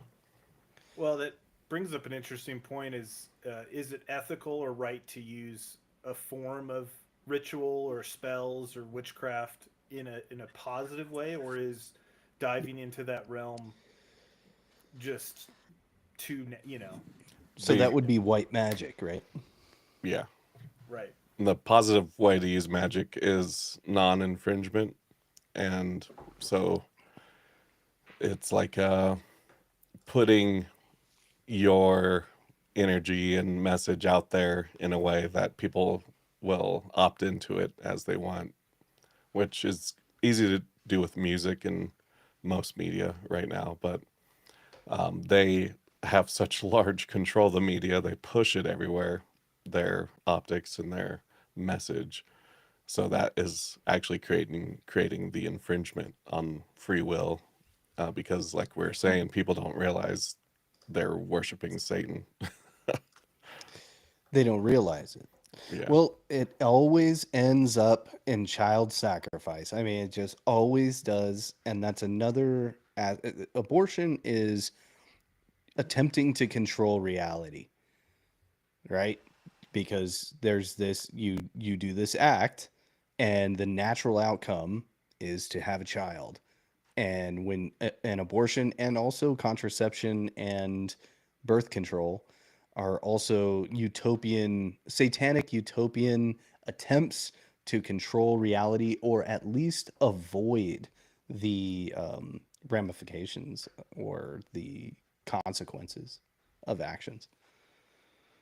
Well, think in the way that it's been promoted as it's the pro-choice movement, and also just empowering people with that you can have sex and not deal with the consequences of that. In a way, you're pretty much removing the literal meaning, objective meaning of why sex exists in the first place, and you're putting it lower on well, if you want to have a kid, you can, but the main point of sex obviously is just to feel good and get it in there, have a Hedonism. good time. It's hedonism instead of we're gonna value procreation. And look, sex is fun. Sex is a good time. It's all right. There's a reason we feel good from doing it. And I'm not taking away from that part of it, but also there is the act that is intended to reproduce your species that is kind of lost when you're associating empowerment with, I won't have that kid, and it is an inversion of sex itself in a lot of ways. To do the thing without the effect is an inversion. As above, so below. Well, I mean, we're pretty much just these satanic Luciferian psychopaths have been controlling us for so long, and I think it's a cause for celebration that there is a shift happening. I think it's a cause for celebration that this type of stuff, people are actually listening to this type of stuff and reading these types of books and going back towards tradition and actually You know, for example, the arguments for the existence of God are actually like making mainstream. And so I'm trying to stay happy and stay positive and white-pilled, but also stay pragmatic as well. There's a lot of people waking up to, I mean, just traditional values or Mm, just your roots, your heritage, uh, your your nation, your history in it, and mm, trying to not just be demoralized, you know, and also completely detached from everything, like seeing the value in how you came to be, and that includes God and Christianity, and you know, like the woke hit its peak. mm-hmm. What it's still there, it's still doing things, but culturally it's on the decline because people saw you know, I mean, once they started doing the drag queen story hour at with children there, that Mm, was really the end. I mean, that was yeah, like the all right, this isn't, and this is not only crazy, but it's not cool anymore. This is absurd. yeah. And I think a lot of Gen Z people have, and millennials too, have started to search back for some of those ideas and Hmm. understanding of the world. And I am more encouraged. I mean, I've certainly experienced that myself in terms of facing my own demoralization within this system that makes any talk of, I mean, Christianity or God, or also just uh, trying to understand, like, just not feeling completely bad about being an American or being a white male or being any of these things that are demonized, and instead just saying like, um, it's okay to search this out and be comfortable in who you are as a person. And a lot of people are doing that. I think we're on the upswing with a lot of cultural issues that are happening. I think we're winning. Fuck Gave it to myself that time. yeah. Yeah, I got like two of this pod. What do you think, Steve? What do you think about this type of stuff? So, well, I mean, you always have to look at the Crowley way that they think of things. Do as you will is the whole of the law. There's a lot of power in that statement, and people who are of weak virtue or weak mind kind of get really excited. I can do what I want. Um, and they do that on purpose. But every generation rebels against the generation that came before, and I think we're seeing a Mm, lot of that. yeah. Growing up when I was younger, you know, we were coming out of Reagan and going into Clinton, and the nonsense. I don't know. Do you guys remember Jocelyn Elder by chance? No. No.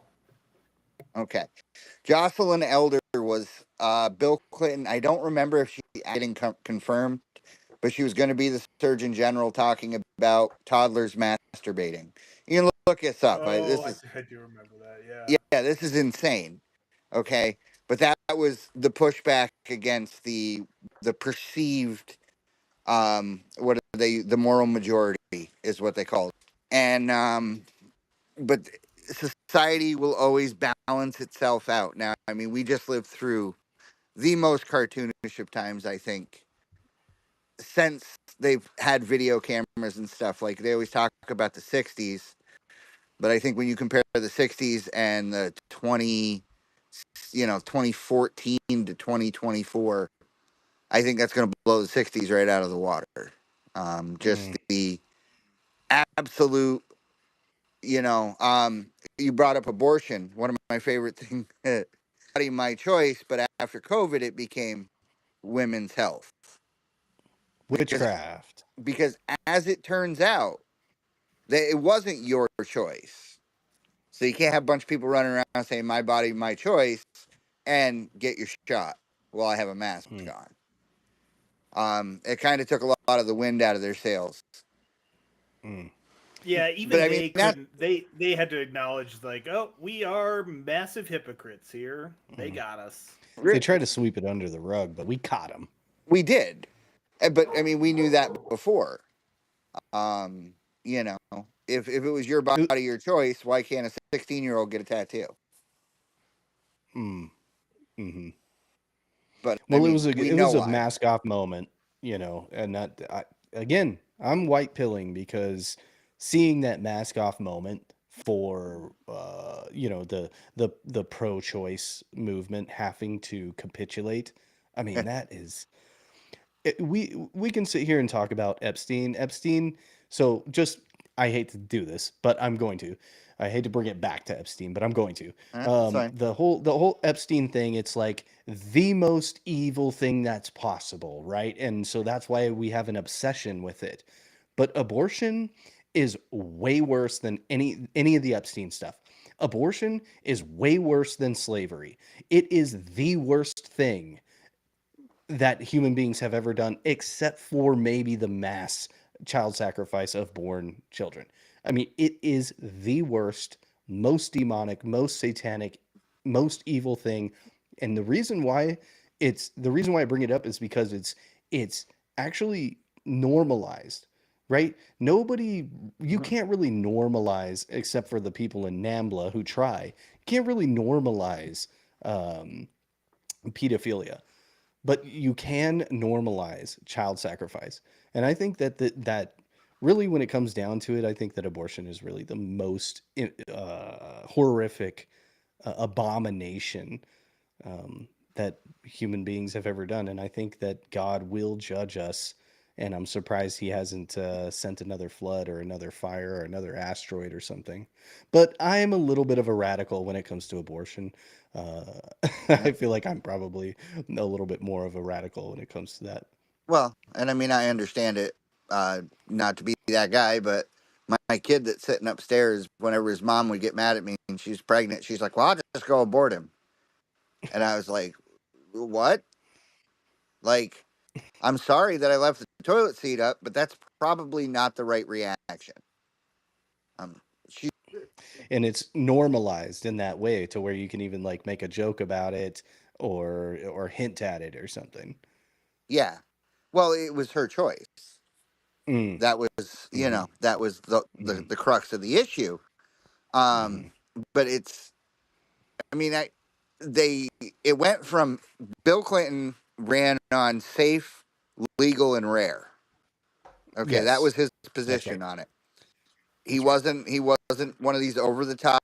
And I'm not a Clinton fan, by the way. Mm. I you want to tell me a Rhodes Scholar doesn't know what the definition of is? Get out of here. Okay, but um, you know, you put Bill Clinton next to Pete Buttigieg, and he's going to look like a Republican because that's just how it goes.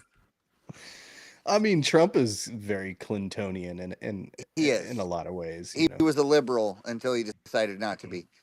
But Mhm. by the way, here's a conspiracy theory for you. Let's go. Buttigieg is not gay. Oh yeah, Hell there's no yeah. way that guy's gay. No, he dated women up until he got into politics. Yeah, he's just using it You know, as a political. He needs some sort of intersectionality, oppressive points, right? well, how It's else is a white man going to be a Democrat in 2025? hey, it's possible that he attended a meeting of a secret society and they were doing a bunch of gay stuff, and he was like, "Well, actually, I think I'm kind of into this." Yeah, no, It could have been organic. I wish I believed it, but I really don't. I think So you don't even think he, he's doing any gay things? no, I don't think he's gay, and I think Obama is. And there's a lot of evidence that Obama is. I'm not talking the Mike Obama stuff. It's funny.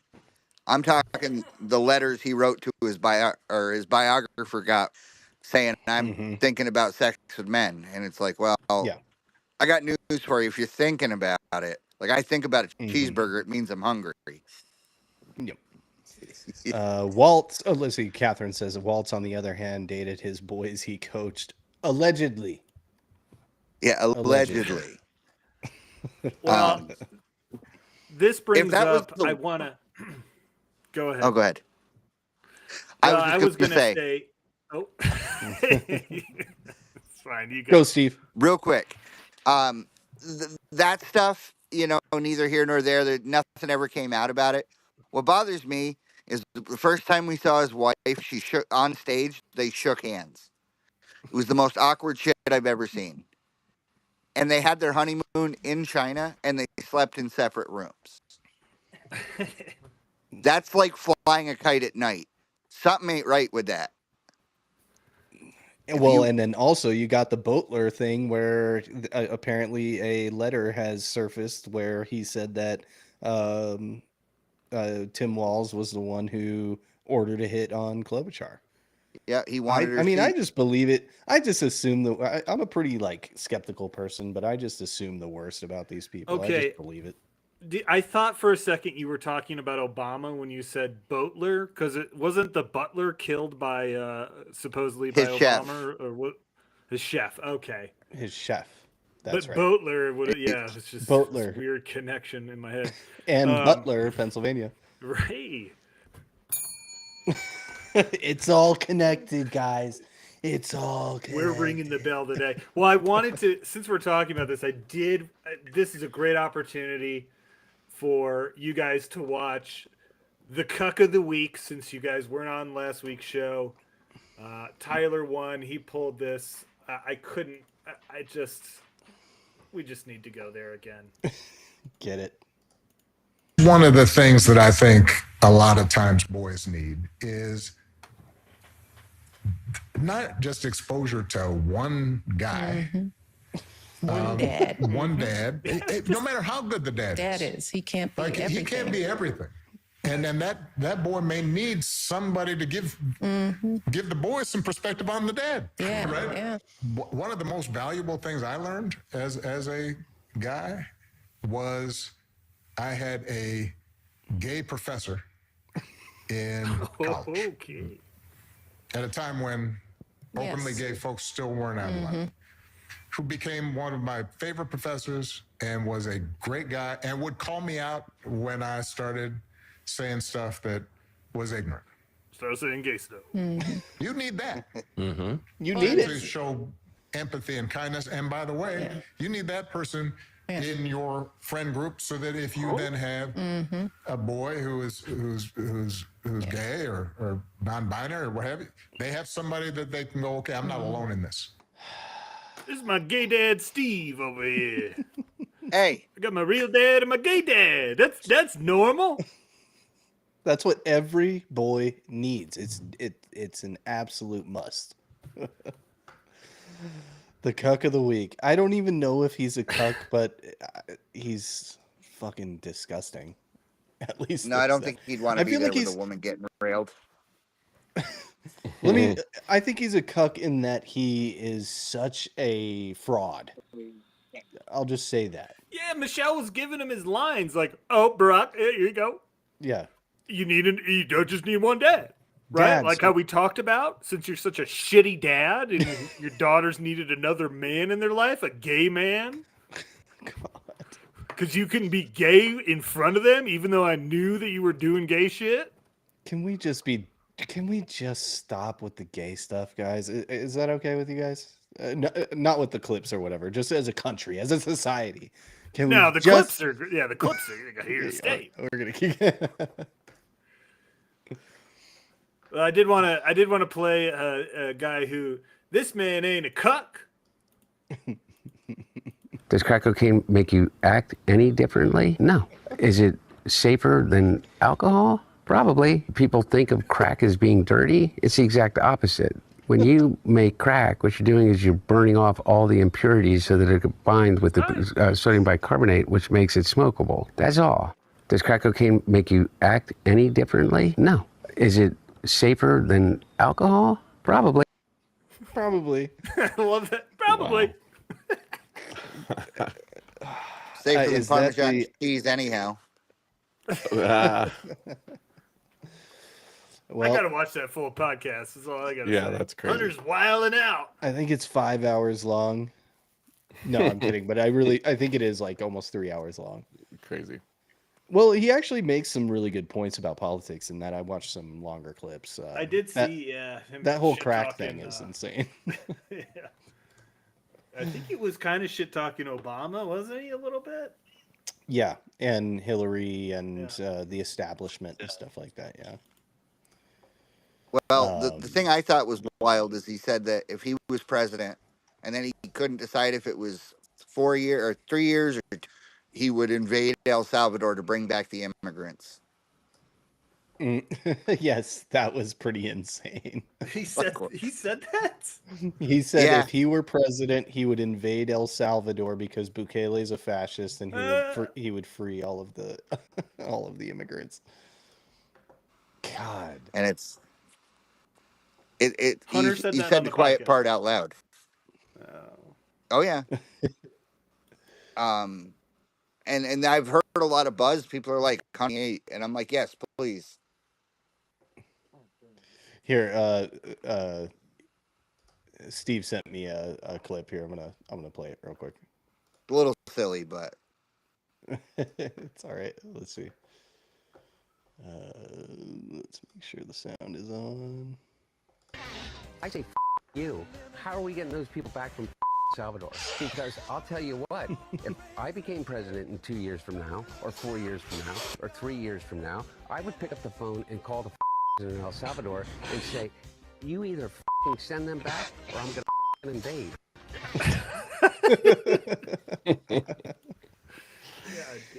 That's our next president, ladies and gentlemen. That is the Democrat front runner. We got George Clooney, we've got Stephen Colbert, we've got Hunter Biden. Who else? AOC, Booty Mr. Juice, Beast. Mr. Beast is up there. We'll see. We're taking Jasmine bets. Crockett. Oh yeah. So I wouldn't. I wouldn't mind if she ran. when I was trying to get my audio issues fixed, there, I heard you guys talking about Stephen Colbert. Mm-hmm. I'm not a Frenchman. I pay my taxes. I can pronounce it however I want. The problem with him, T. Yeah, is he is funny when stuff Robert De Niro, but you give him a microphone and he's not very intelligent. He's a good actor and he's a good voice actor. Yeah. He's not funny on his own. Yeah. He's got a crack writing team, Robert Smigel. We all remember the ambiguously gay duo. That was him and Steve Carell. Steve Carell? Yeah. Steve Colbert, right? No, or the Stephen two of them. Colbert. Oh, right. Yeah. Yeah. Oh, I see what you're saying. Yeah. Yeah, it was the two of them, but he's not, and they're all freaking out when Gutfield pulls better numbers than he does. Mm-hmm. But they don't acknowledge it because it's not on a broadcast network. Mm-hmm. There are probably teenagers that are alive now that have never watched a show that aired on NBC, CBS. Like it's not what it used to be, and they act like it is. No, late night was killed by social media and podcasts and just and the better people they shows. hired. Yeah, and Stephen Colbert and they're all so unfunny. It's just cringe to watch. Jimmy Fallon is a zilch. He was on Saturday Night Live, and then he made that movie Summer Pitch, and then he was homeless for a while, and then he hosted the Tonight Show.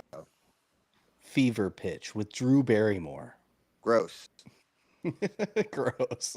That's right. God, you're making me want to play a clip of his boosted sketch he did for Tonight Show, but I don't know if we'll get taken off.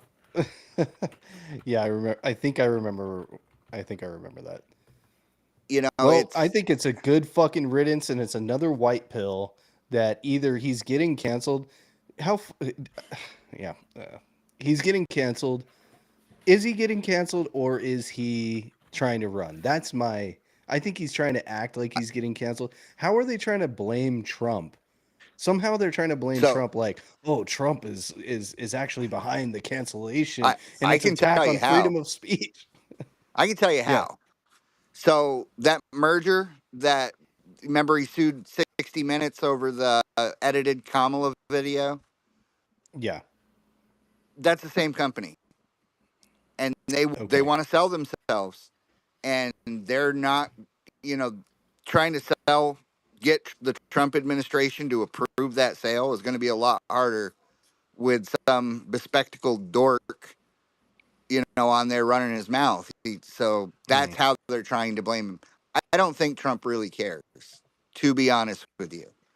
I think he likes it. I think Trump actually does like the negative press for whatever reason. I think it helps him in a weird way. That's the secret that the media out. If they wouldn't have covered his podium with just his microphone there for like 6 hours, they did that when he was running the first time. Every time he says something, they're hammering it. It causes a lot of backlash, but it ramps his base up, and they just could never figure that out. The Democrats really struggle with the internet generation. They do stuff like Harris aired that pro-Israeli ad in Pennsylvania and the pro-Palestinian ad in Michigan in the same night, and didn't think that people could talk to each other a couple hundred miles apart. Did you guys see that Trump has the same odds of winning the 2028 election as Kamala Harris? That makes sense. So about 0? Trump 2028. Trump 2028. Well, as long as, I don't know how much longer we're going here, but I'm about to open up something. Go ahead. Mike Pence.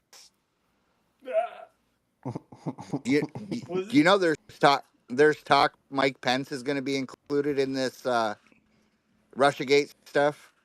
Yeah, I did hear that. Really? Yeah. Oh yeah, he's an actor.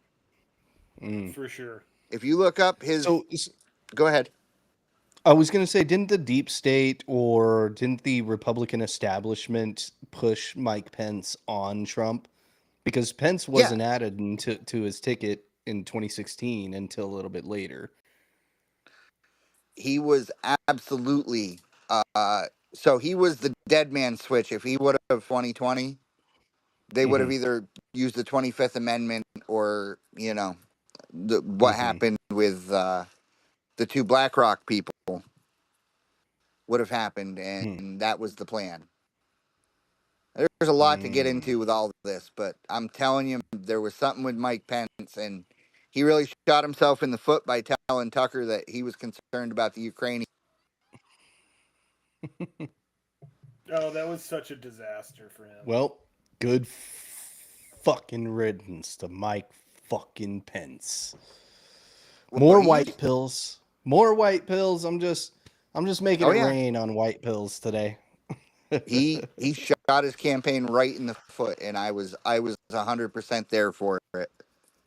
They tried to frame him as some weird go to dinner with a woman alone. Yeah, that was actually kind of normal and respectable. That was like the coolest thing Mike Pence actually ever said. Is that I don't go to dinner with other women without my wife present. That was base. He's not a degenerate, so let's freak out about that. But yeah, I heard his name and my ears perked up because I kind of always they were talking about the 25th Amendment towards the end of the term in 2020 a lot, and everybody's like, "Oh, they're going to take Trump out." No, that was for Biden.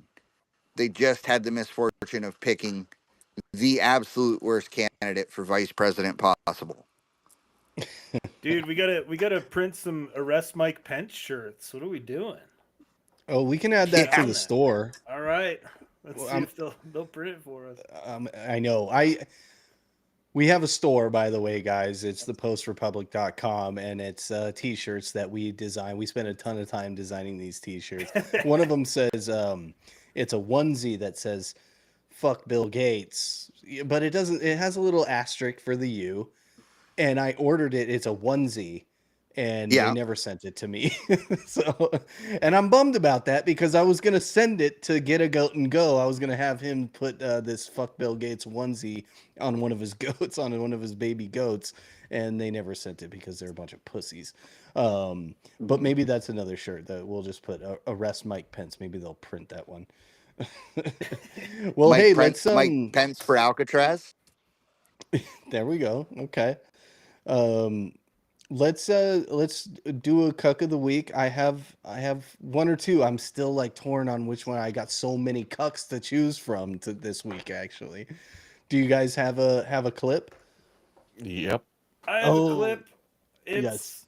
Mine is fine. I found just in the nick of time. I found a cuck, so I don't have a lot of All right. Well, why don't you go first, Adrian? Were you able to get one, Steve? Or it's okay if not. No, I'll be more prepared if you guys invite me again. Yeah, absolutely. Well, let's go ahead, Adrian. What you got? We've lost decency. We've lost civility. We've lost respect for the rule of law. Lost it. We have normalized verbal abuse on the internet. We've normalized bullying, much as the woke generation tried to, change that. It's back. And out the window goes character, integrity. I mean, nobody has great things to say about politicians. They never have. Go back to Mark Twain. But ideally, we're supposed to elect the best of us, not the worst of us.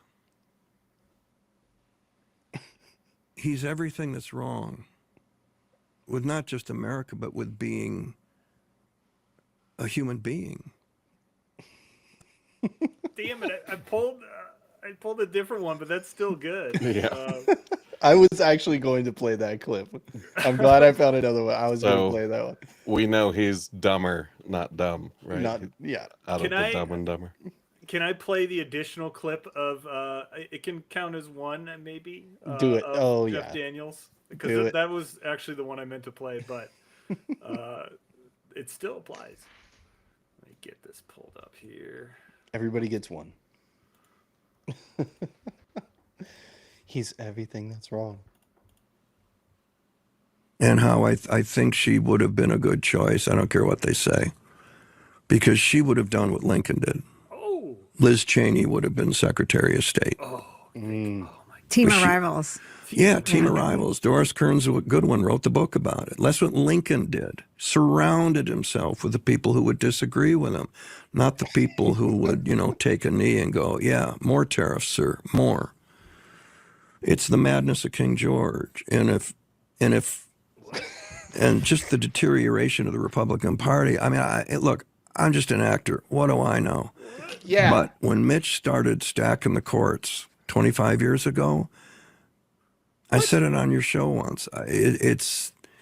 They can see it coming.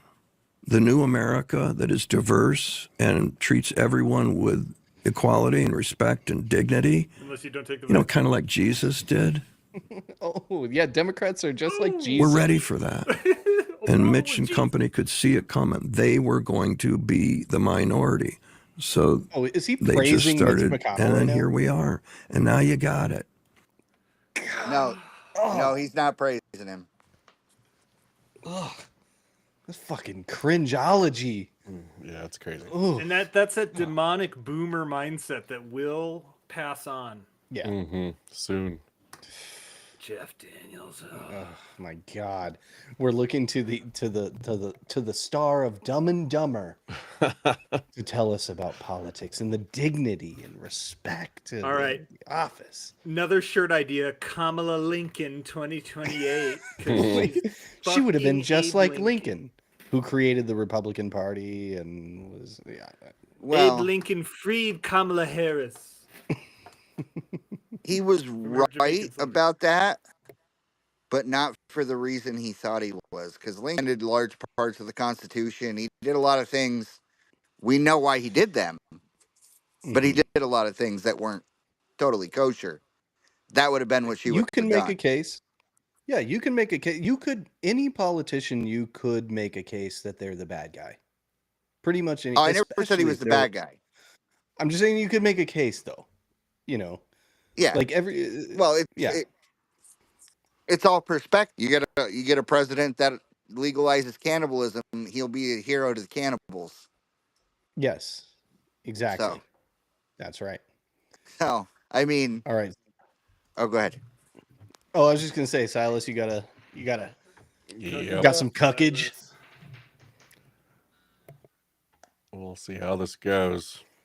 I don't know. You're doing pretty good on numbers.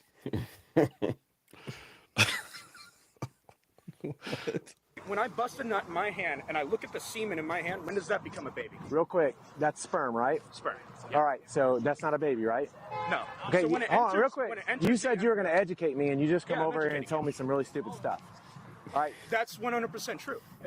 What's 100% true? That when I come into my hand and I look at the sperm, that's not living. No, it's a sperm. It's not a living human being, right? It's not a living human being. All right, so what are you going to educate me with by coming in your hand? What am I going to educate? Do you think you can come in your hand and a baby will appear in your hand?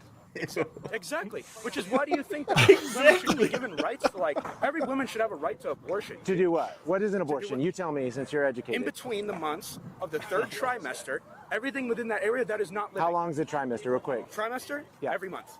A trimester is a month? Every month. 3 months. So it goes up to 6 So months. 3 months is a trimester? What? You're saying 3 months is a trimester? Or No. 1 month is a trimester? 1 month is a trimester. Okay, so when the baby's 3 months old, that's the third trimester? When I bust a nut in my hand and I look at the semen in my hand, when does that become a baby? Oh, Hunter is a legend. I love him. I was a little frustrated because he was trying to get people to not vote for Trump in 2024. But that guy's a fucking legend and he's got balls of steel. He's got clips for days. That's good. That's Can good. you imagine saying that, like, when I come in my hand, I'm gonna win this argument. Let me educate you. Let me educate you. When I put semen in my hand, in my mouth, that means I made a baby. Ew.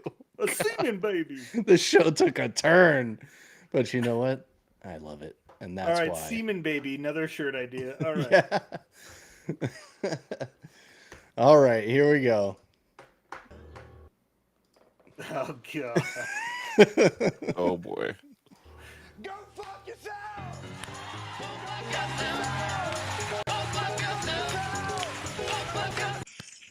Oh no, sorry. Oh, why is it pausing? What? Oh, the demons are in my computer.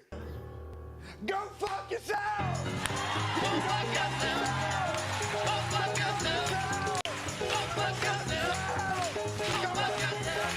Wait, bring it down. Let's bring it down. A little bit quiet. Fuck yourself. Just go fuck yourself. Everybody! Fuck yourself. Just go fuck yourself. Fuck yourself. Just go fuck yourself. Fuck yourself. Just go fuck yourself. Go fuck yourself. Go fuck yourself.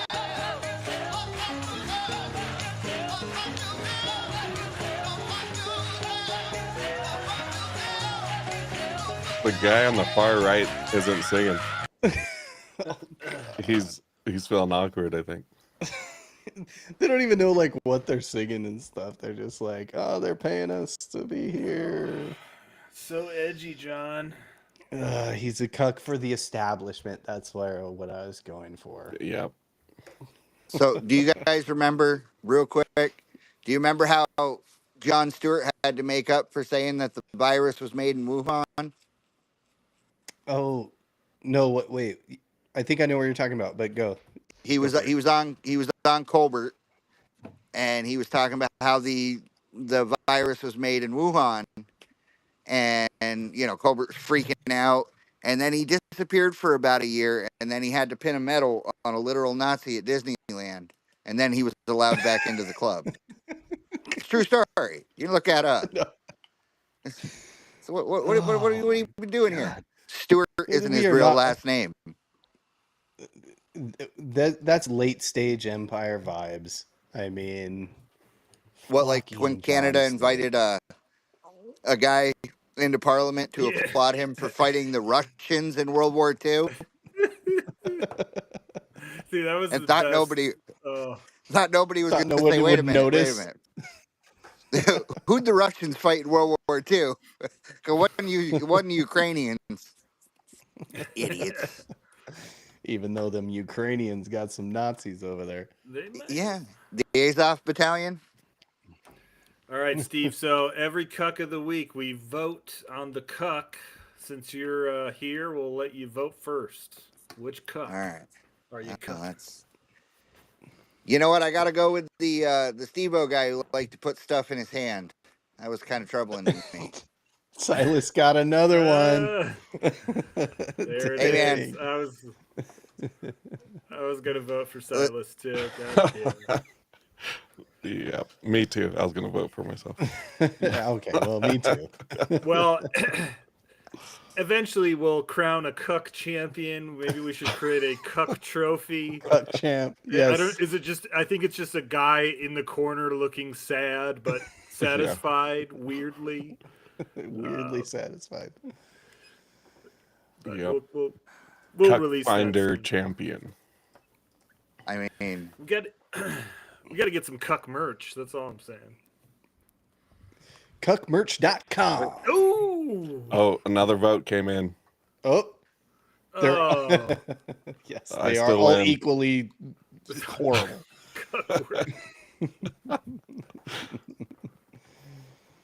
All right, ladies and gentlemen, boys and girls, people of all sizes, shapes, and colors, this has been another episode of the Post Republic.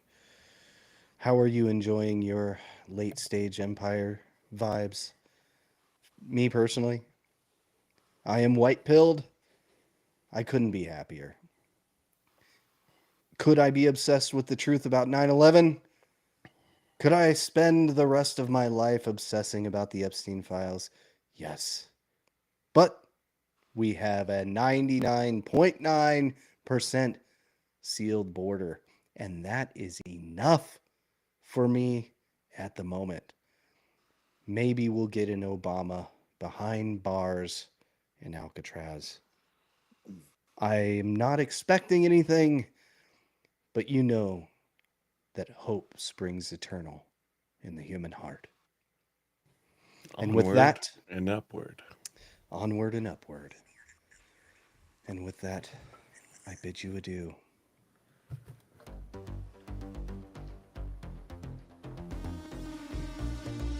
Like and subscribe.